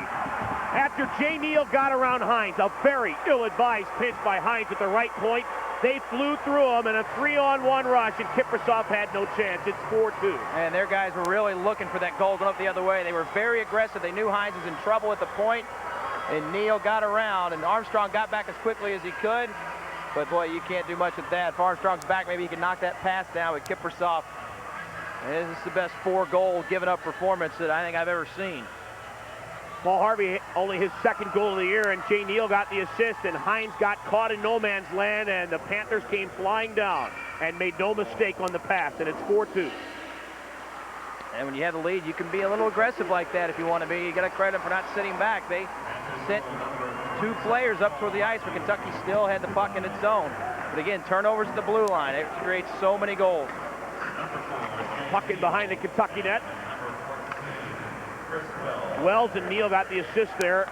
And a minute 3 after Kentucky scores, Louisville comes right back and cuts the Thoroughblades' hearts right in half. Thoroughblades, Peter Road up the left wing. Dropped it off to Armstrong in front of the penalty boxes, and the Panthers step up. Long and across the line. And Giacomo after it in his own zone. Long rink-wide feed to Hines. Up now to Burnett at the red line, and he'll backhand it over Dole's head. 5.5 minutes to go at Rupp Arena, and Louisville a 4-2 lead. Lance Warden behind his own net, a pass up the right wing, onto the stick of Law, and he listens to the Kentucky line. Christian Gosselin for Kentucky. Gave it up to Bradley, back to Mulick in the Thoroughblade zone. Missed a big hit there. Taking a big run at him was Nick Smith, and Mulick very slow in getting up. Bradley cycles the puck along the far wing, held in by the Panthers. Novoseltsev, give and go. Reichert down low, throws one in front, they score again. Nick Smith. Boy, all the guys that haven't scored all year are tallying now. Paul Harvey had 1 goal all year. He's now got 2. Nick Smith, 1 goal all year. And he's now got, check that, 2, and now he's got 3, and it's 5-2. Well, and again, Kiprasov, really hard to fault him here. I mean, nobody out in front for Kentucky. Bradley kind of gets beaten there on a play, and not sure how it went in, and Kiprasov upset. But the 4th consecutive game, Thoroughblades have allowed 5 goals. And after going almost the entire season where you didn't really see that for Kentucky. And it's not the good, Hedberg's struggling, but Kiprasov certainly is not struggling. There are bigger problems than the goaltending right now. Well, that all started when Mulick got hurt, and he never really was at full strength and had to stay out there and wasn't at 100%. And Reichert behind the net found Nick Smith at the edge of the crease. He pushed it through, and again, Kiprasov asked to stop point blank. Louisville could have 10 goals in this game. Yeah, easily could have. Wallmaster for the Thoroughblades. Over to Gendrich. Out the middle to Bradley, right through his legs and across the Louisville line. Panthers in Philadelphia began the night 5 points behind Kentucky for first place. With a win tonight, they'll cut it to 3 with a chance to cut it further tomorrow. And Kentucky now with just 1 game in hand over Louisville, and for much of the year it's been 2 or 3. So a pair of goals by the Panthers, a minute 17 apart, and they lead 5-2. Garrett Fueling gains the Louisville line, up the right wing, trying to get around Boyle. Garrett Fueling still after the puck in behind the net. Fueling, wrap around, knocked down. Landry spins around, can't get it on net. Now Bradley to Armstrong, back to Bradley, cuts in a shot to save by Gauthier. Fueling the rebound, and Gauthier gave it a poke. And here come the Panthers again on the rush. Andrew Long up the left wing, he finds Law, shot blocked by Hines. 3:48 to go, and Louisville a 5-2 lead. Hines gains the line, trying to get through traffic and does. Didn't know he had the puck though. And Kirby Law will slice it up the middle of the red line. And the question now with 3.5 to go, if we'll see any of the fisticuffs these two teams have been known to go at so many times during the year. Oftentimes you see it late in a game like this. Armstrong and Reichert battle along the boards, and Armstrong tripped him up. Armstrong looking for Torvald along the far wing. Now Mike Craig out to Hines at the point. A shot deflected, and here come the Panthers again. Kirby Law got Reichert with him. Law feeds Reichert, a shot wide. Penalty coming up on Kentucky, and Sean Hines pushed down Craig Reichert. And Louisville's going to have another power play. 3:07 to go, and Louisville has a 5-2 lead here at Rupp Arena. More action after this. Start.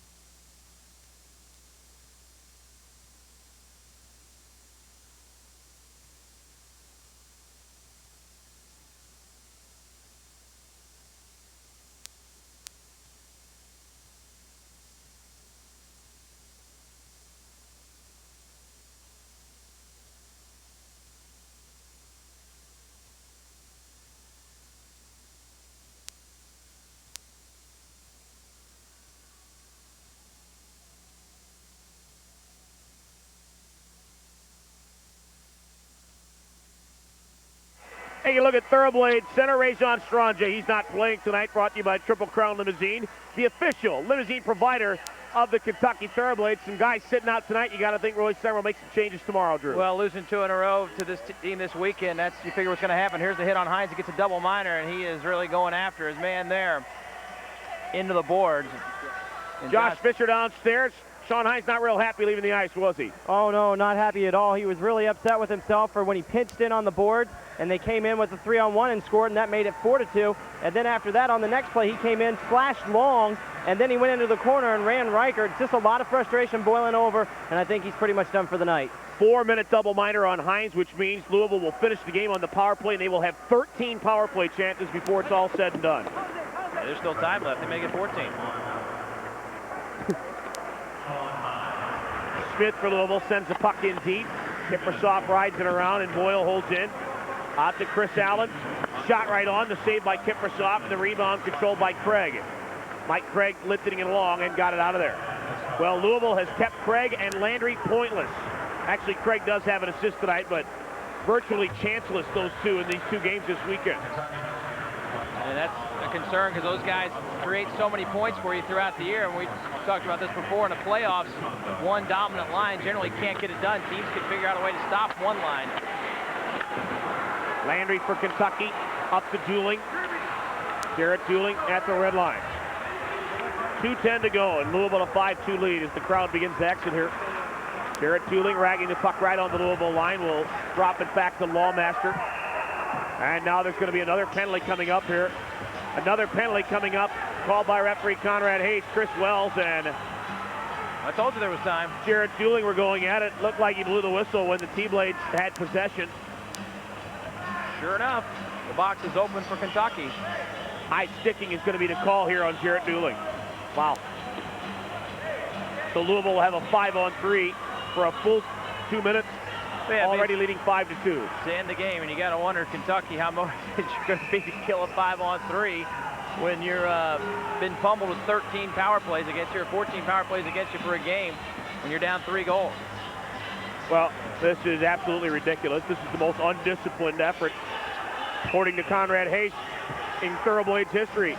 Boyle definitely got the stick in the face. He might have acted a little bit, but Dooling definitely did touch him above the neck with his stick, and Dooling gets a 4-minute double minor for high sticking. Oh. You know what that's going to mean? That's going to mean that they will finish with 15 power plays. I told you there was time left. Hines got a double minor, and so did Dooling. Now, better be careful saying he's embellishing. You won't want Coach Patterson to come up to you like Herb Brooks did. I'll never use that word after what he did to John Kelly. 5-minute. 5-on-3 for the Louisville Panthers. 2-minute 5-on-3, I should say. Here's Landry, shorthanded for Kentucky. Long pass for Zindris is picked off. Everybody's got a good bounce at center, and Landry took a bit of an elbow. There's going to be a penalty coming up now on Brent Thompson. Oh, that's real tough. Brent Thompson throws an elbow at a guy that doesn't ever fight. Lawmaster comes over, and he's got a few words for Thompson. Thought those two might go tonight after what they went through last night when Lawmaster pumped them. And that was really the first time I think we've seen all night where they've been on the ice at the same time. Brent Thompson's going to go to the box for Louisville. And you'll see there's 3 Thompson right there. Oh, yeah. Boy, he really run at Landry's head. I thought Landry was going to swing his stick at him. Made the motion like he was. Yeah. Brent Thompson's got a long face in the box. Louisville will have a 4-on-3 now to finish the game. Hines has 2:24 on the board. Dooling has 3:30, and Thompson's got 2. Been a busy night down there in the penalty box. There are 7 minutes and 24 seconds of penalties on the board right now. Conrad Haight's going to have to put ice on his arm after the game. Been overworked. Well, Burnett's out there, 4-on-3. And just when you thought it couldn't get any uglier, I bet it does. I got a feeling about this. Lance Ward for Louisville. On the far wing, Smith stepped in front, can't get it out. It's held in at the point. Here's Lance Ward's wrist shot, blocked. Kirby Law for Louisville. Out to Ware. Right back to Law in the right corner. Final minute of action here at Rupp. Shot from the point right on, and Kippersoff makes the save as Stewarden was given a bit of a lumber by Lawmaster, and Louisville's not going to do anything tonight to try and instigate the T-Blades the rest of the way now with the game in hand. Jarrett Burnett out there, though, but he's going to be tired. He's been out chasing the man at the point with the puck, so if he's going to drop the gloves with somebody, he is going to be low on the old fumes. Well, last week we talked about couldn't have asked for a better game all year to televise. I think tonight's game is the complete opposite end of the spectrum. Certainly, it would have been a good night, though, if ESPN had done an NHL rules version of this game. Love to have had an explanation for a lot of these up here tonight. Burnett a good clear along the far wing boards, and he's looking out there. He is. He's just lurking. Wants to take a run at somebody. Yes, he is. Nobody's even going to skate around him. No, he's got his own face over there on the ice. Kirby Law up the left wing. Cuts around Burnett and a shot wide. Kippersoff made the first save, stopped the second, and Burnett dumped his man in behind the net. Yeah, he's still looking out there. It's been the longest shift ever. And now he has a few more words for Kirby Law, who skates right by him. Yeah, he's still parking away. 23 seconds to go in the game. Here's Lance Ward, who jumped him last night. Bernie's going to run him. Well, Lance Ward comes back out there red line. He wants no part of Burnett. Jeff Ware for Louisville, out to Law at center. I think Burnett's going to save it for a game where they actually have a chance to win it. Just out there to keep the peace. Law for Louisville drops it off in his own zone once again to Ward. And Burnett slashes him. And the linesman step in between those two. In a hurry. And Burnett's trying to shake the linesman now. And who threw that stick? Somebody just threw a stick on the ice. And the linesman tying up Burnett. Well, Lawmaster apparently was jumped by Jeff Ware here on the near wing. And the linesman's not letting Burnett go. Bit of a scrap in front of the Louisville bench, and now the fans start to pelt the ice with chuck pucks, and that's unfortunate. Yeah. Well, Louisville wins it here at Rupp Arena by a score of 5-2. We'll have all the lowlights after this.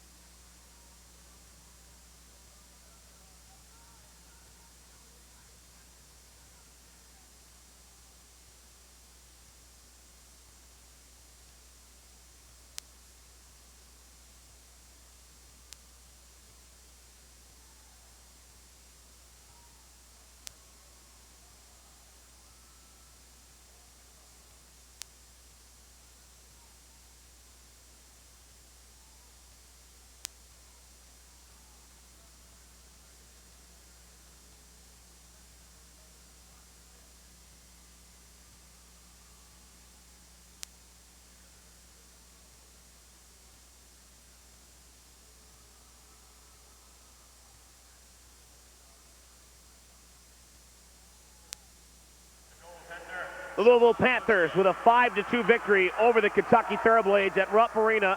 It's a final, and the T-Blades at one point double-digit lead for first place in the Mid-Atlantic Division, Drew, is now just 3, and Louisville can cut that with going for a 3-game sweep tomorrow.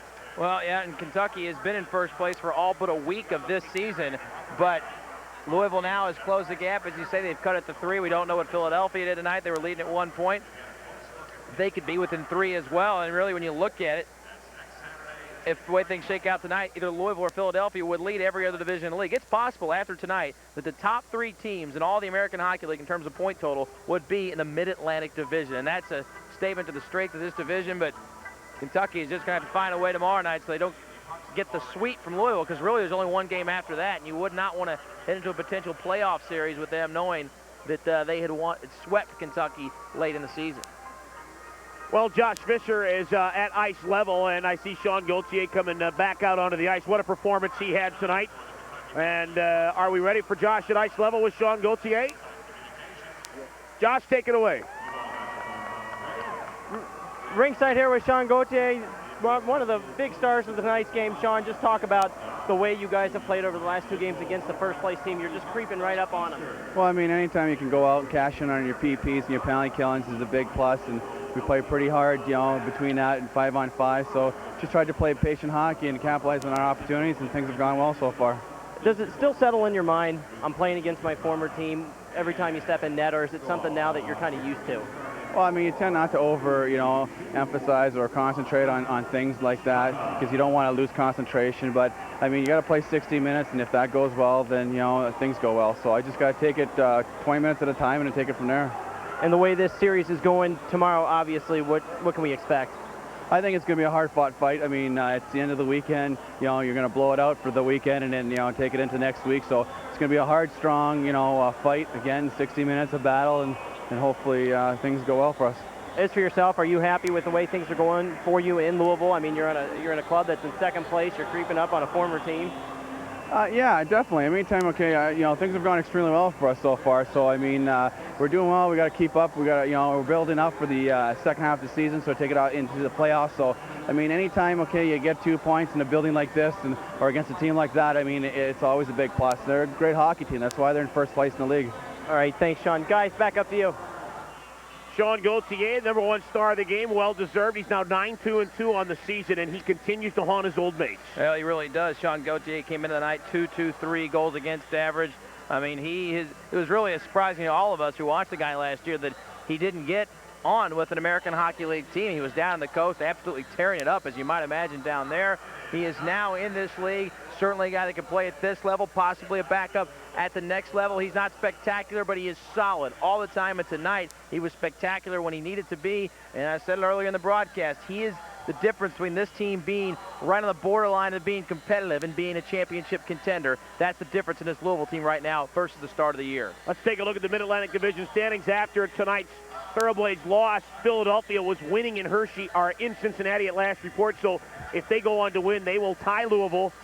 And both teams would then be just 3 points behind the Kentucky Thoroughblades, and the T-Blades suffering through their first injury spell of the season, Drew, and still with the #1 record in the league in terms of points, but now this is 4 in a row at home without a win. Yeah, it really is for the team that's been the best team in the league at home. And really talking about those standings, Philadelphia wins. Kentucky, this division, as we said a moment ago, could have the 3 best teams in the American Hockey League, all in the Mid-Atlantic Division. Kentucky with 60 points. Louisville and Philadelphia with the 57. But, hey, those are the cards you're dealt.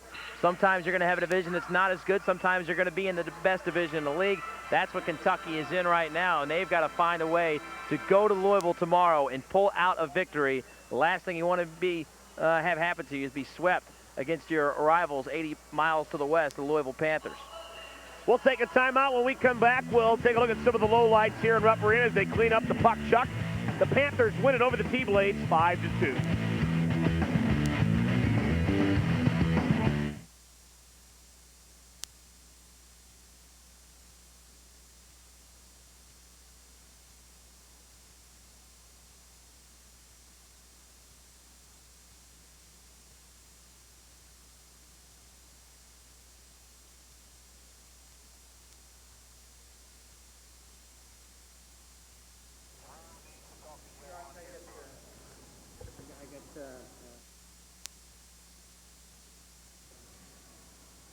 Is he coming now? Hey, Dave, get the camera guy right.